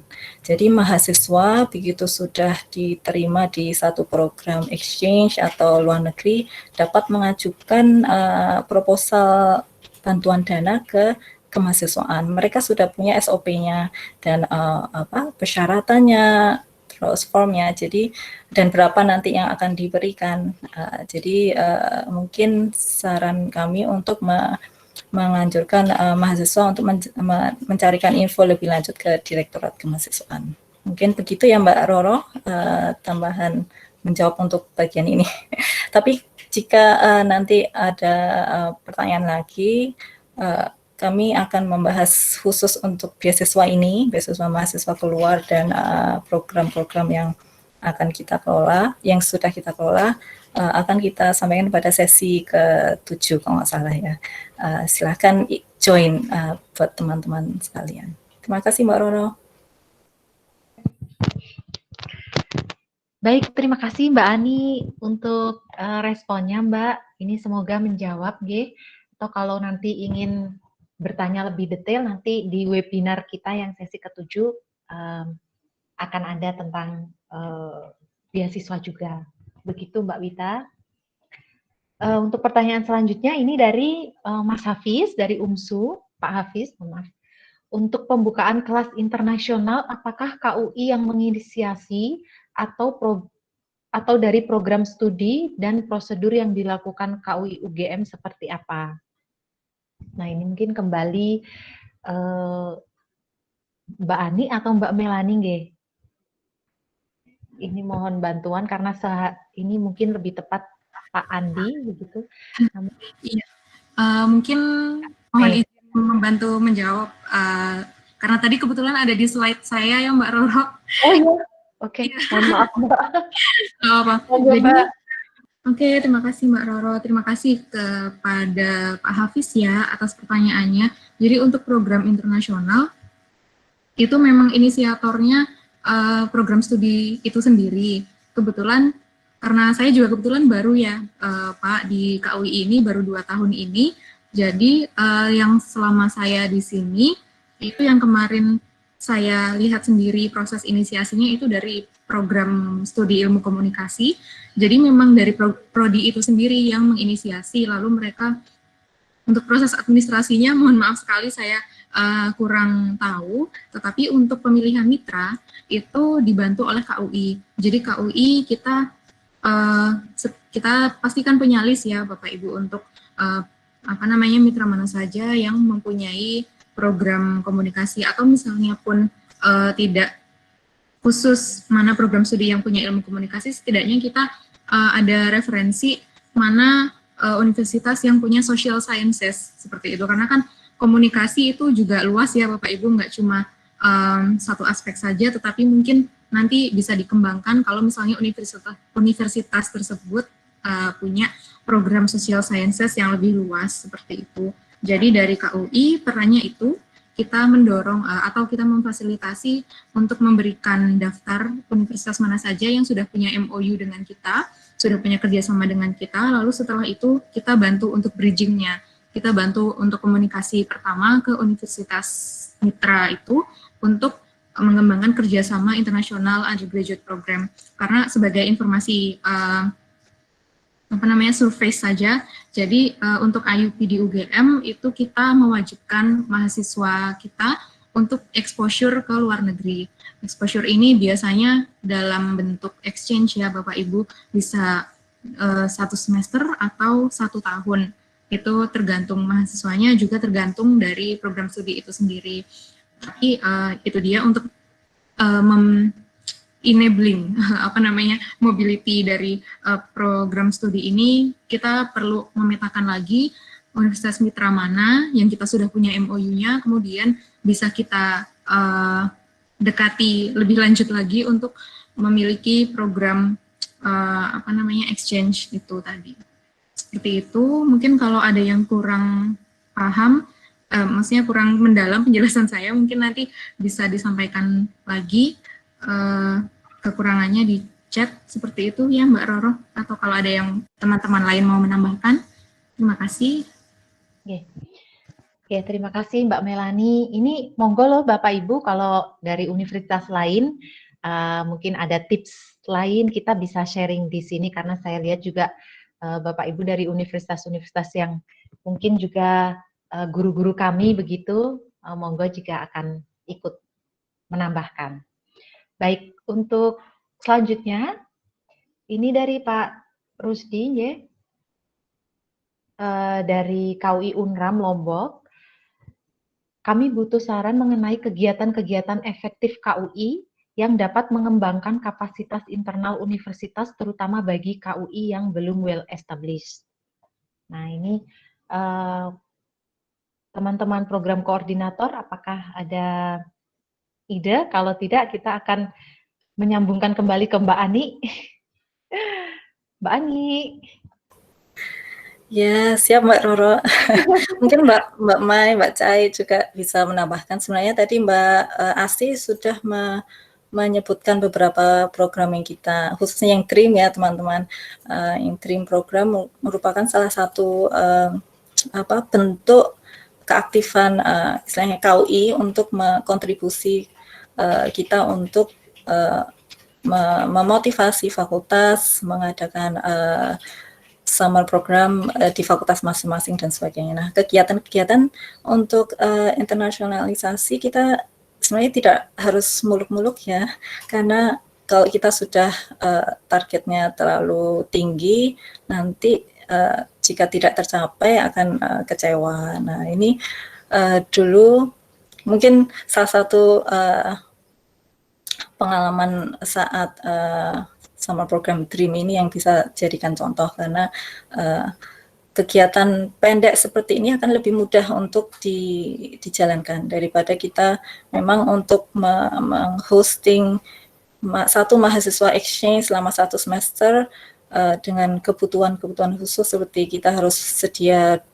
asrama, kemudian kita harus sediakan kelas yang berbahasa Inggris, atau hanya untuk satu mahasiswa datang dari luar negeri masuk ke kelas, mungkin perlu penyesuaian di prodi masing-masing. Tetapi untuk kegiatan event-event kecil, tentunya fakultas mungkin lebih paham ya, misalnya mengadakan seminar yang mengundang international speaker dan sebagainya. Tetapi jika ingin mengadakan kegiatan seperti summer program, tentunya harus ada konsep yang lebih mendalam, seperti apa yang ingin dilakukan, apa yang akan diperjelas di situ. Nah, detailnya akan lebih jelas saat nanti di sesi ke-8 ya Mbak Roro. Nanti mungkin silahkan teman-teman bisa tune in ke situ untuk sesi 8. Banyak sekali nanti aktivitas-aktivitas yang bisa kita usulkan bagi teman-teman universitas yang baru memulai internasionalisasinya. Tentunya berbagi ide juga nanti gitu. Mungkin itu saja Mbak Roro tambahannya. Terima kasih. Baik, terima kasih Mbak Ani untuk sharingnya. Jadi begitu nggih Pak Rusdi, kalau ada pertanyaan kembali nanti bisa di-chatkan.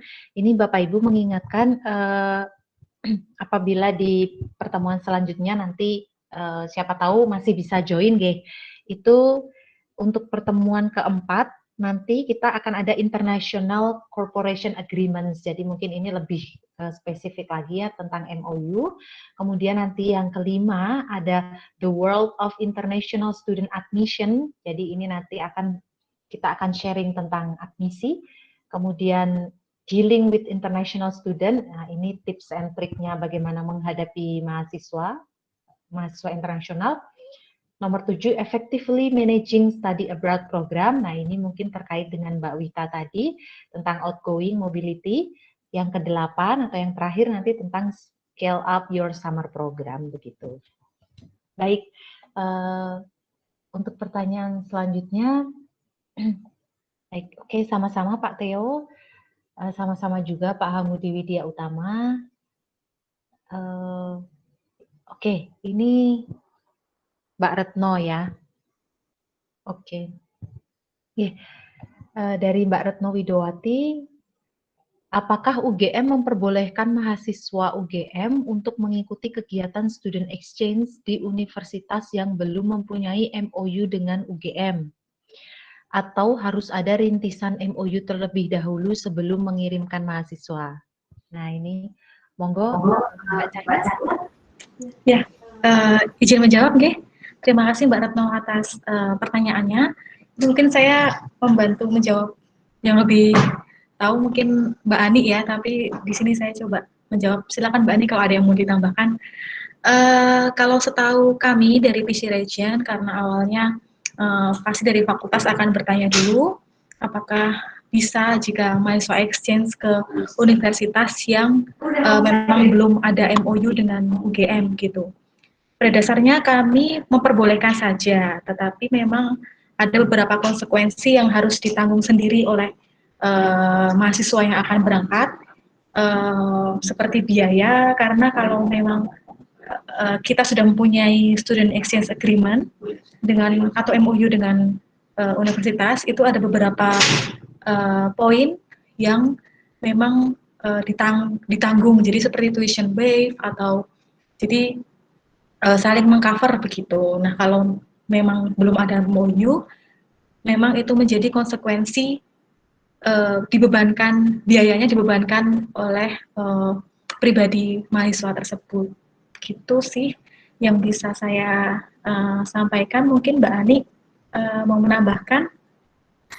Ya, terima kasih Mbak Cahya. Saya sudah cukup jelas disampaikan oleh Mbak Cahya. Jadi untuk exchange student, namanya exchange adalah pertukaran ya. Jadi pertukaran itu kita harus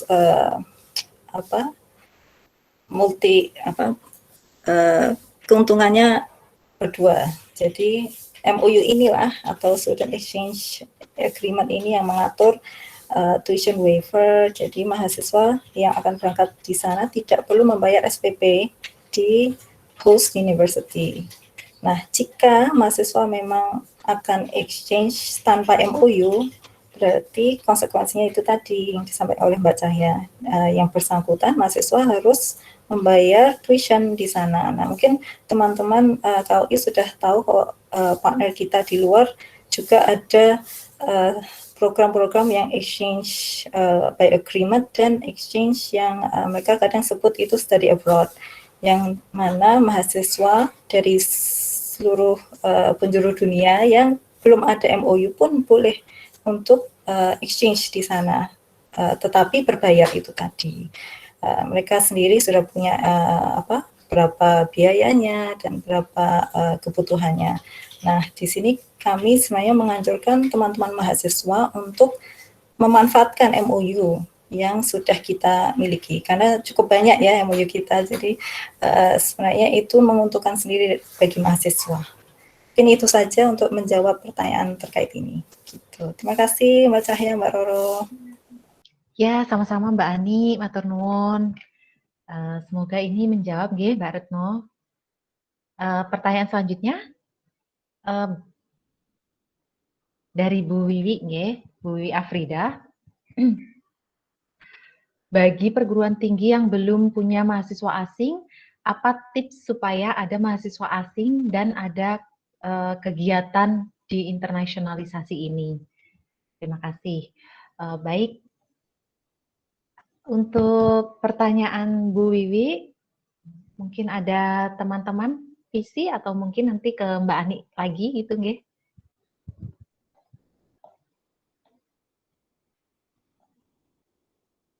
Mbak Ani? Ya, siap Mbak Roro. Ini tadi baca sebentar dulu pertanyaannya. Jadi, mana sebentar disampaikan lagi, mahasiswa asing. Nah,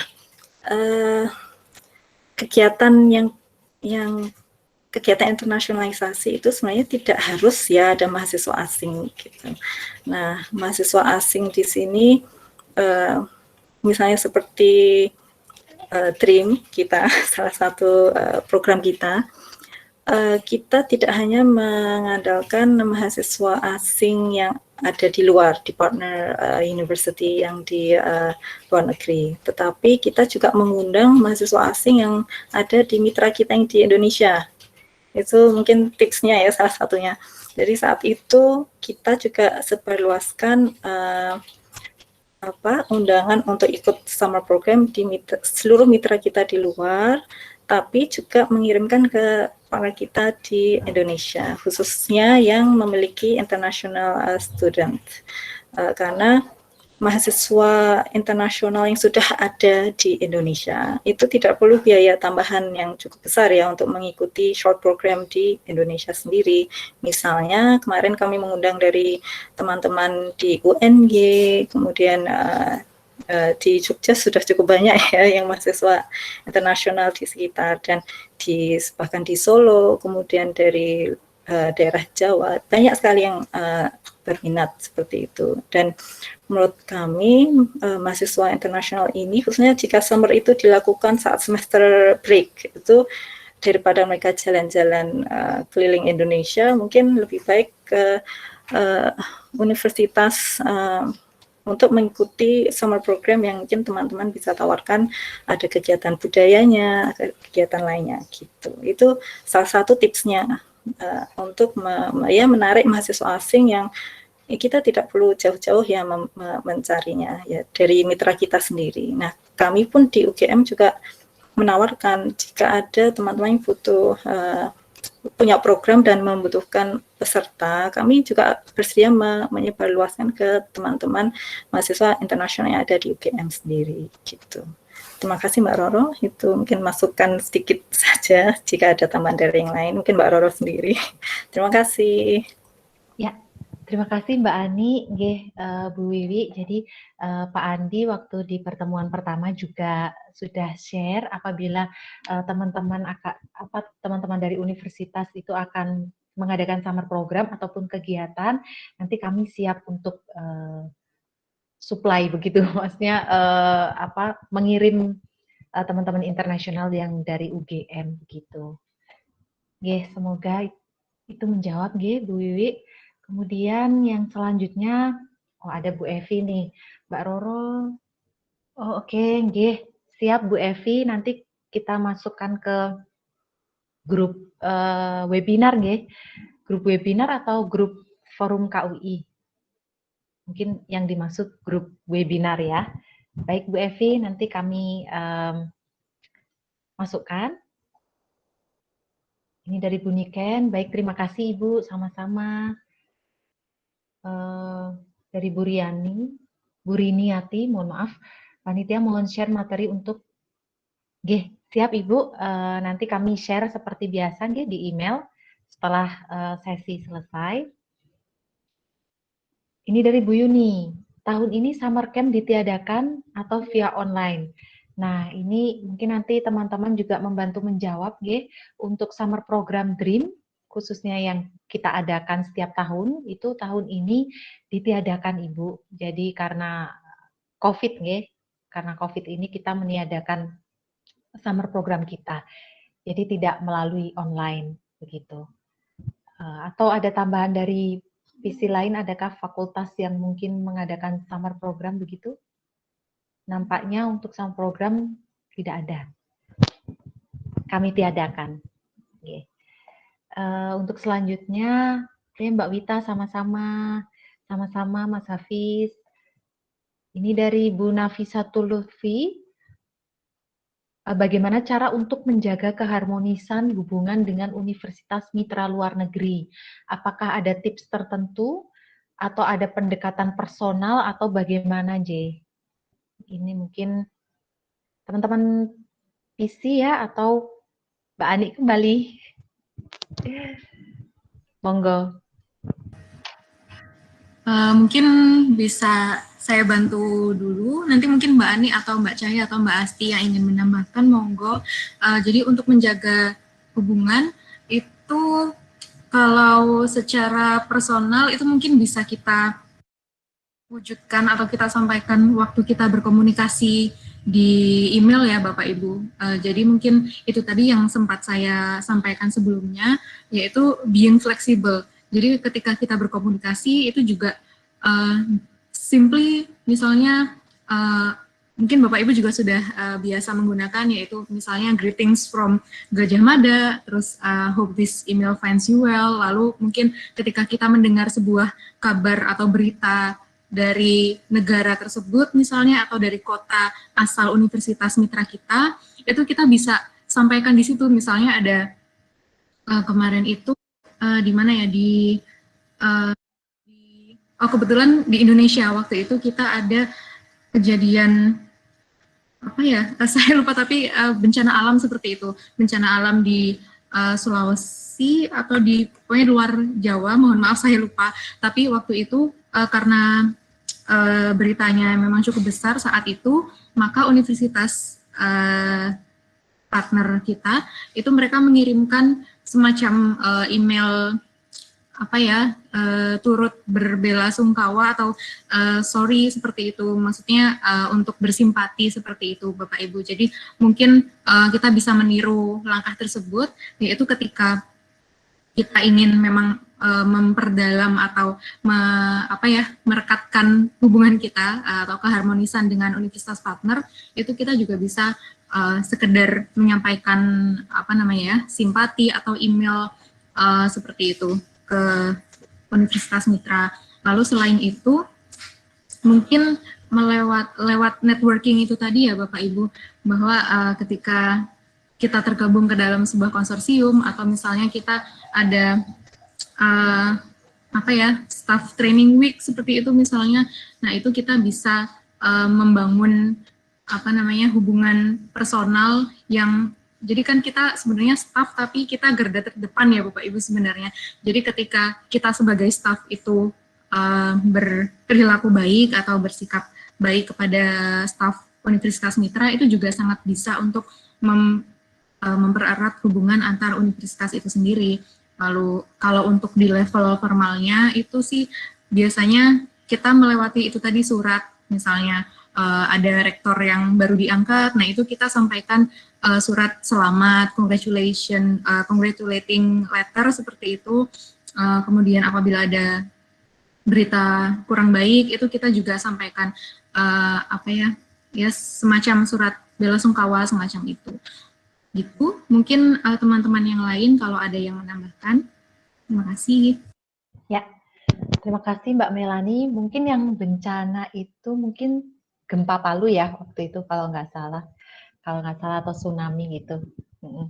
Dan juga tadi juga Mbak Melani sempat menyebutkan kalau kita pas staff exchange gitu, mungkin juga tadi ya sikap-sikap sudah disebutkan Mbak Melani, atau mungkin biasanya bawa oleh-oleh gitu mungkin ya Mbak ya. Gitu. Oke. Semoga menjawab, atau ada tambahan dan tambahan dari universitas lain mungkin? Monggo Bapak Ibu. Nanti jika ada tambahan langsung saja, enggak apa-apa Bapak Ibu. Kalau tidak, kita akan ke pertanyaan selanjutnya. Dari Bu Intan, terkait dengan mahasiswa internasional UGM yang diharuskan memiliki international exposure, bagaimana dengan pendanaannya? Apakah dari fakultas memberikan support dana? Niko, ini Mbak Mai atau Mbak Ani? Mbak Mai mungkin ya. Monggo Mbak. Terima kasih pertanyaannya. Jadi untuk pendanaan itu memang tadi sepertinya Mbak Ani sempat menyampaikan ya. Jadi kalau misalnya untuk exposure IUP itu memang biasanya mereka punya dana sendiri Bapak Ibu. Jadi dari mahasiswa tersebut memang sudah punya resource sendiri. Jadi mereka yang mengusahakan dananya sendiri. Atau kalau kita sudah memiliki kerjasama atau student exchange agreement dengan universitas mitra, itu pendanaannya bukan berarti gratis sih, tapi kan di agreement itu biasanya kita ada artikel atau yang menyebutkan bahwa mahasiswa tidak perlu membayar tuition fee di universitas mitra. Nah, tapi mahasiswa tersebut masih harus membayar tuition fee di universitas host sendiri atau universitas kita sendiri. Nah, sebenarnya itu salah satu bentuk kontribusi mahasiswa dalam pendanaannya itu sih. Jadi memang mahasiswa itu harus membayar tuition fee-nya ke universitas kita sendiri. Sebaliknya pula ketika mahasiswa asing atau mahasiswa luar negeri mau ke universitas kita, maka mahasiswa tersebut tidak membayar di tempat kita, tetapi mahasiswa tersebut tetap membayar tuition fee di tempat universitas dia sendiri, seperti itu. Nah, kalau terkait pemberian support dari fakultas, sepertinya sejauh ini tidak ada ya, atau kalau saya ada kesalahan silakan dikoreksi teman-teman yang di bagian mobility, karena sejauh ini sepertinya mahasiswa UGM itu kebanyakan melakukan mobility dengan memanfaatkan pendanaan dari beasiswa seperti itu, misalnya tadi Erasmus. Lalu mungkin ketika tidak ada beasiswa, maka formatnya adalah lewat student exchange agreement itu. Jadi mahasiswa tidak membayar tuition fee, tetapi hanya membayar, bukan hanya ya, mahasiswa nanti berkewajiban untuk menanggung sendiri travel cost dan biaya selama dia exchange di negara tersebut gitu. Jadi sejauh ini tidak ada support dana dari fakultas di UGM seperti itu. Silakan jika ada tambahan teman-teman. Oke, terima kasih Mbak Mai. Mbak Ani ada tambahan? Boleh Mbak Roro, saya nambahkan sedikit saja karena Mbak Mailani sudah cukup jelas menjelaskan bagaimana pendanaan dalam student exchange. Nah, biasanya memang benar Mbak Mai, fakultas rata-rata tidak ada bantuan khusus ya untuk, maksudnya pendanaan khusus untuk supporting student, karena dari awal mahasiswa yang sudah masuk ke international program sudah tahu berapa perkiraan biaya yang harus dikeluarkan untuk misalnya selama studi di sana, di international program tersebut. Khususnya juga untuk international mobility, untuk international exposure.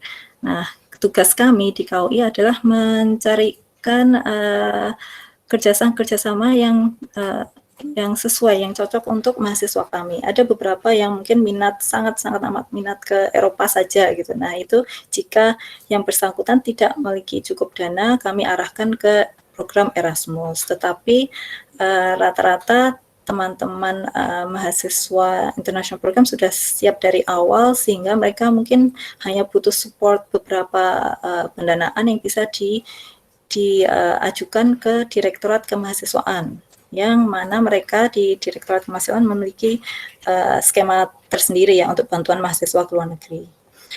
Selain itu dalam MOU atau Student Exchange Agreement banyak sekali partner yang juga kadang menawarkan free accommodation, misalnya dormitory.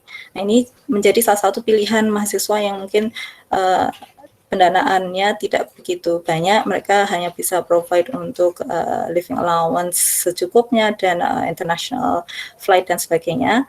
Mereka bisa ambil jalur-jalur seperti ini. Banyak sekali sebenarnya beasiswa-beasiswa yang ditawarkan oleh mitra kita yang bisa diikuti oleh mahasiswa.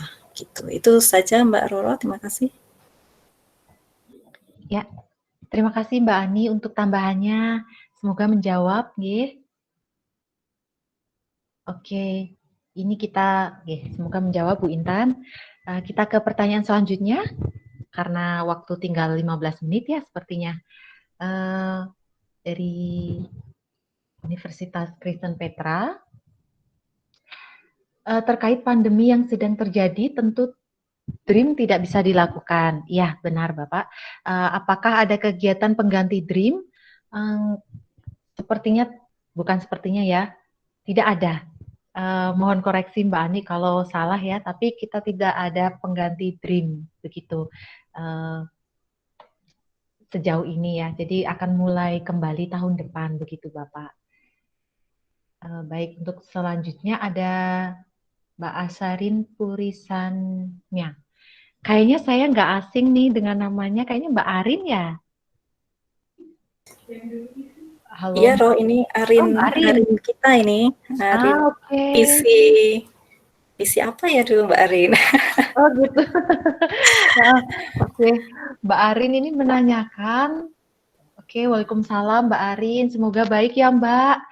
Ini Bapak Ibu Mbak Arin ini dulu PC di KUI UGM. Ini sekarang beliau sudah di Makassar begitu.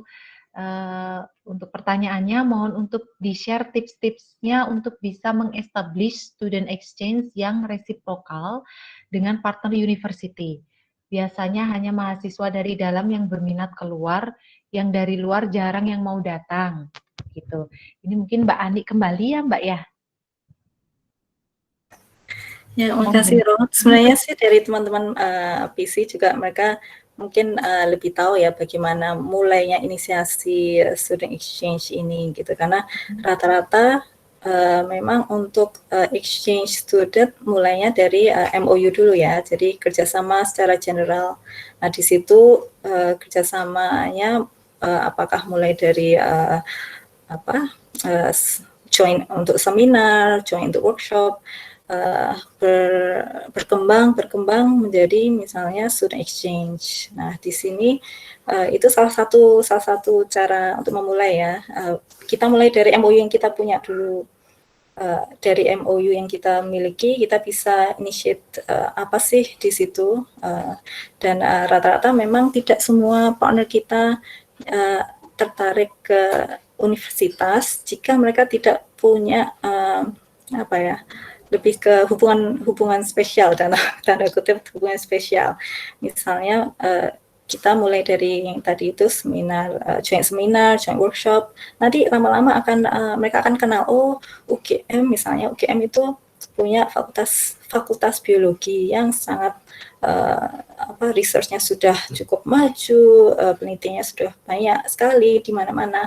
Nah ini yang banyak yang tidak tahu mungkin, tapi begitu kita sudah mulai dengan adanya konteks selama intens akan menambah ketertarikan mereka untuk mengirimkan mahasiswa. Nah, salah satunya kita menginisiasi itu dari Dream itu sendiri. Sebenarnya tujuan kita mengadakan Dream adalah untuk menarik mahasiswa di seluruh dunia untuk datang ke UGM. Terutama karena Dream ini ada di level universitas ya, kami tidak ada afiliasi tertentu ke fakultas tertentu, jadi kita mempromosikan fakultas-fakultas yang ada di UGM sendiri setiap tahun dengan tema tertentu, disiplin tertentu, sehingga mahasiswa yang datang saat summer program tersebut tertarik. Kemudian akan tertarik untuk UGM ternyata cukup banyak ya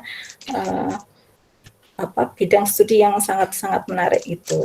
Nah, ini yang salah satu asal mula kita untuk memulai student exchange.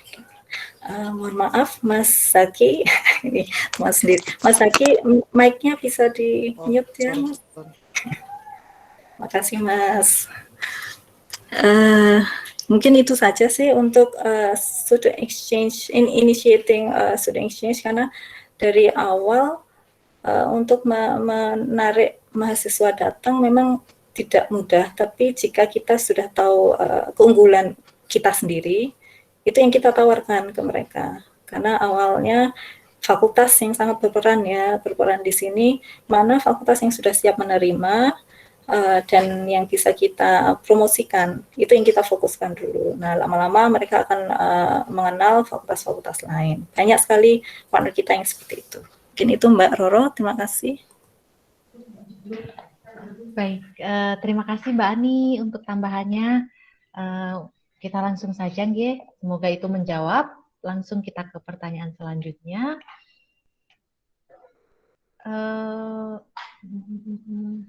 Oke, sami-sami Bu Wiwi. Kemudian ini dari Mbak Sinta Ayu. Bagaimana dengan mahasiswa dari LN, apakah bisa mengikuti exchange di UGM jika antar institusi belum ada MOU? Ini sepertinya pertanyaannya tadi sama seperti pertanyaannya Mbak Retno dari Undip ya, bahwa bisa, boleh, namun konsekuensinya memang berbayar begitu. Seperti SPP-nya juga berbayar. Kalau yang ada MOU itu kan kita resiprokal, jadi UGM mengirim berapa, partner X mengirim berapa begitu.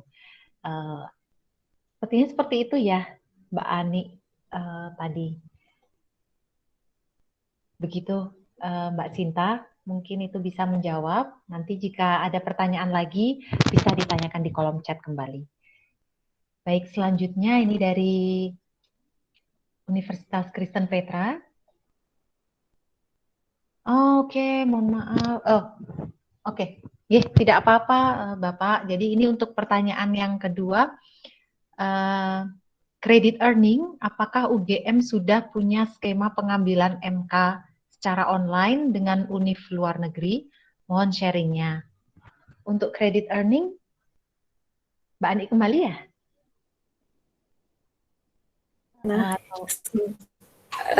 Baik. Saya coba ya Mbak Roro. Terima kasih ya Mbak. Nggak apa-apa Mbak Roro. Tapi silakan teman-teman jika ada tambahan ya. Nah, kebetulan kalau saya sendiri hanya mungkin pengetahuannya sekitar credit earning untuk exchange ya. Tapi kalau untuk yang silakan untuk yang double degree dan lainnya biasanya di fakultas. Nah, untuk pengambilan mata kuliah secara online. Nah, pada dasarnya semua credit earning ini ada di mekanisme ada di fakultas atau prodi. Nah, untuk KUI sendiri kami tidak ada ya, bukan di wewenangnya, bukan di KUI, intinya begitu. Wewenang akademik, ini kan kegiatan akademik, credit earning dan sebagainya itu wewenangnya tidak ada di kami, jadi adanya di bagian akademik fakultas atau program studi masing-masing. Biasanya mahasiswa jika sudah selesai program exchange di luar, mereka begitu sudah dapat transkrip, nilai dan sebagainya, kami sarankan untuk segera konsultasi ke fakultas atau prodi untuk memproses credit earning ini. Nah, di fakultas masing-masing ada SOP-nya sendiri-sendiri. Beberapa harus harus rapat dulu, kemudian harus melihat mahasiswa ini sudah melakukan kegiatan atau tugas-tugas apa saja, dan ini yang mereka lakukan. Berapa nilai yang bisa diambil, apakah sudah sesuai atau belum, itu semuanya ada di fakultas atau prodi gitu. Bagian akademik biasanya begini. Nah, untuk hal ini sebenarnya dari awal mahasiswa mengambil courses keluar, mereka sebelumnya sudah harus konsultasi dengan bagian akademik.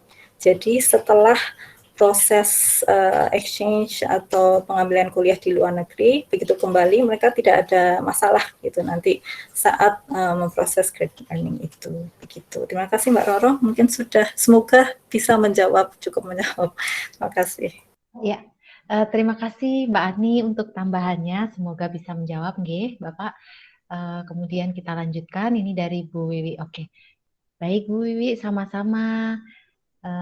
Lalu ini dari Bu Emni. Nah, ini Bu Emni dari UMSU nih. Sharing, saat awal mencari mahasiswa asing, kami mendapat co-host kegiatan summer dengan UII. Pengalaman ini juga bermanfaat untuk kami belajar mengelola summer course dengan peserta mahasiswa asing dari universitas luar negeri. Oke, terima kasih Bu Emni untuk sharingnya. Ini semoga Bapak Ibu dari universitas lain juga akan memulai begitu, nggih. Kemudian kita lanjutkan Bapak Ibu untuk Bu Leli. Mohon izin bertanya, apa yang menjadi tolok ukur poin pencapaian kinerja dari masing-masing program koordinator dari masing-masing region? Apakah penambahan jumlah MOU atau kerjasama atau hal lain? Begitu, terima kasih. Terima kasih Bu Leli, ini segera akan dijawab oleh teman-teman program koordinator. Monggo Mbak Melani, Mbak Cahya, Mbak Asti. Baik, terima kasih pertanyaannya Bu Leli. Oh ya, Bu Leli, terima kasih. Kita jawab ya, jadi untuk tolak ukur pencapaian kinerja, yang jelas seperti sempat kami sampaikan tadi ya Bapak Ibu bahwa MOU itu bukan menjadi sebuah tolak ukur lagi bagi kami, karena apabila itu hanya berakhir di atas kertas saja, rasanya kok belum bermanfaat seperti itu ya kerjasama yang ingin kita lakukan itu. Jadi tolak ukur bagi kami itu adalah adanya aktivitas yang terjalin antara kita dengan universitas gitu. Jadi hal baik sih ketika ada MOU bertambah seperti itu, merupakan hal yang positif ya. Asal setelah MOU itu kita terus dorong kepada fakultas atau kepada prodi untuk selalu memanfaatkan MOU yang sudah ada gitu. Jadi misalnya memang ada prodi yang sedang ingin merintis international program seperti itu, atau ada dosen yang ingin ada joint research, nah kita bisa bantu, kita bisa bridging seperti itu, bahwa kita bisa menginfokan ini loh kita ada kerjasama baru dengan universitas ini, dengan program studi yang ada seperti ini, lalu cakupan kerjasamanya di MOU seperti ini, lalu setelah itu kita bisa dorong kerjasama atau implementasi kerjasama yang lebih nyata lagi seperti itu ke fakultas. Nah baru dari situ kita bisa menilai bahwa kerjasama yang dijalin antara kita dengan universitas partner itu berhasil seperti itu. Nah mungkin kalau di UGM, karena kebetulan saya regionnya adalah Europe, itu contohnya kita dengan Groningen. Jadi kita tidak hanya di ranah exchange saja, tetapi juga kita sudah ada misalnya joint research, kemudian yang sekarang sedang kita mulai adalah double degree program di level S3 seperti itu. Jadi mungkin Bapak Ibu tidak perlu terlalu banyak mitra, tetapi satu atau dua, ya tidak satu dua juga ya, maksudnya beberapa mitra, tapi beberapa mitra ini kerjasamanya berlapis seperti itu. Jadi tidak berhenti hanya student exchange saja misalnya, tapi juga diperdalam misalnya dengan publikasi bersama, lalu dengan summer program bersama seperti itu. Jadi tolak ukur keberhasilannya adalah aktifnya kolaborasi antara kita dengan universitas mitra seperti itu. Demikian, kalau ada tambahan silakan teman-teman. Oke, terima kasih Mbak Melani. Ini ada tambahan dari teman-teman PC? Cukup ya? Oke, baik. Ini kita kalau cukup karena waktunya sudah jam segini, ya Bapak Ibu, kita langsung ke pertanyaan selanjutnya. Oke, ini dari Pak Ade. UI mengucapkan selamat kepada UGM untuk ranking terbarunya masuk dalam 10 universitas terbaik Asia Tenggara dan terbaik. Terima kasih banyak Pak Ade. Kita semua tetap bersemangat nggih Bapak Ibu yang di sini juga. Matur nuwun sekali. Bu Nafisatul Lutfi sama-sama Ibu, Bu Intan sama-sama, Bapak Ibu semuanya sama-sama nggih. Oke, ini nampaknya sudah tidak ada pertanyaan kalau tidak salah. Oke, ini dari Bu Riniati. Mohon kami bisa salah satunya yang bisa berkolaborasi dengan UGM yang sudah memiliki banyak mahasiswa asing dan dosen tamu dari luar, apalagi kami yang berada di Sulawesi Utara. Jadi Ibu, ini sama seperti yang disampaikan oleh Pak Andi dan Mbak Ani, Ibu, apabila nanti dari Ibu ada kegiatan begitu, mungkin mengundang dosen asing online ataupun mengundang ke sana apabila kondisi sudah memungkinkan, kami siap membantu Ibu, nanti bisa menghubungi Pak Andi langsung begitu, atau kemarin yang di-share nomornya Pak Andi dan saya begitu. Baik, sepertinya cukup, nggih. Sama-sama Mbak Arin, Mbak Reni. Baik, terima kasih. Sama-sama, sepertinya tidak ada yang terlewat. Ya, oke. Baik Bapak Ibu, terima kasih sekali. Ini mungkin Mas Salam bisa share kuisnya ya. Ini Bapak Ibu ini akan ada kuis kecil-kecilan. Sebenarnya nanti untuk mendaftar mendata begitu yang akan kami buatkan sertifikat begitu Bapak Ibu. Matur nuwun. Nah ini sudah di-share. Monggo Bapak Ibu ini untuk linknya nanti juga akan kami share ke grup juga apabila nanti ada Bapak Ibu yang tertinggal gitu. Oke. Untuk selanjutnya Bapak Ibu minggu depan itu kita akan ada International Corporation Agreement. Nah ini masih bersama Mbak Cahya dan kawan-kawan, ini timnya untuk minggu depan ya, karena masih dengan program koordinator kami di bagian pengembangan program dan jejaring begitu. Baik Bapak Ibu, matur nuwun, terima kasih atas waktunya hari ini. Oh ya, mohon maaf sebelumnya tadi kami sempat mengundur dari jam 2 ke jam 3, namun untuk minggu depan kita kembali ke jam 2 ya Bapak Ibu, kecuali nanti ada pengumuman selanjutnya. Begitu. Terima kasih semuanya Bapak Ibu, jangan lupa untuk kuisnya, dan juga nanti apabila ada pertanyaan bisa melalui email ataupun di grup langsung ya Bapak Ibu. Terima kasih sekali. Selamat sore Bapak Ibu, selamat melanjutkan aktivitas. Terima kasih. Terima kasih juga untuk Mbak Cahya, Mbak Mailani, Mbak Astiti, Mbak Ani yang sudah menemani. Terima kasih Mbak Roro. Terima kasih Mbak Roro.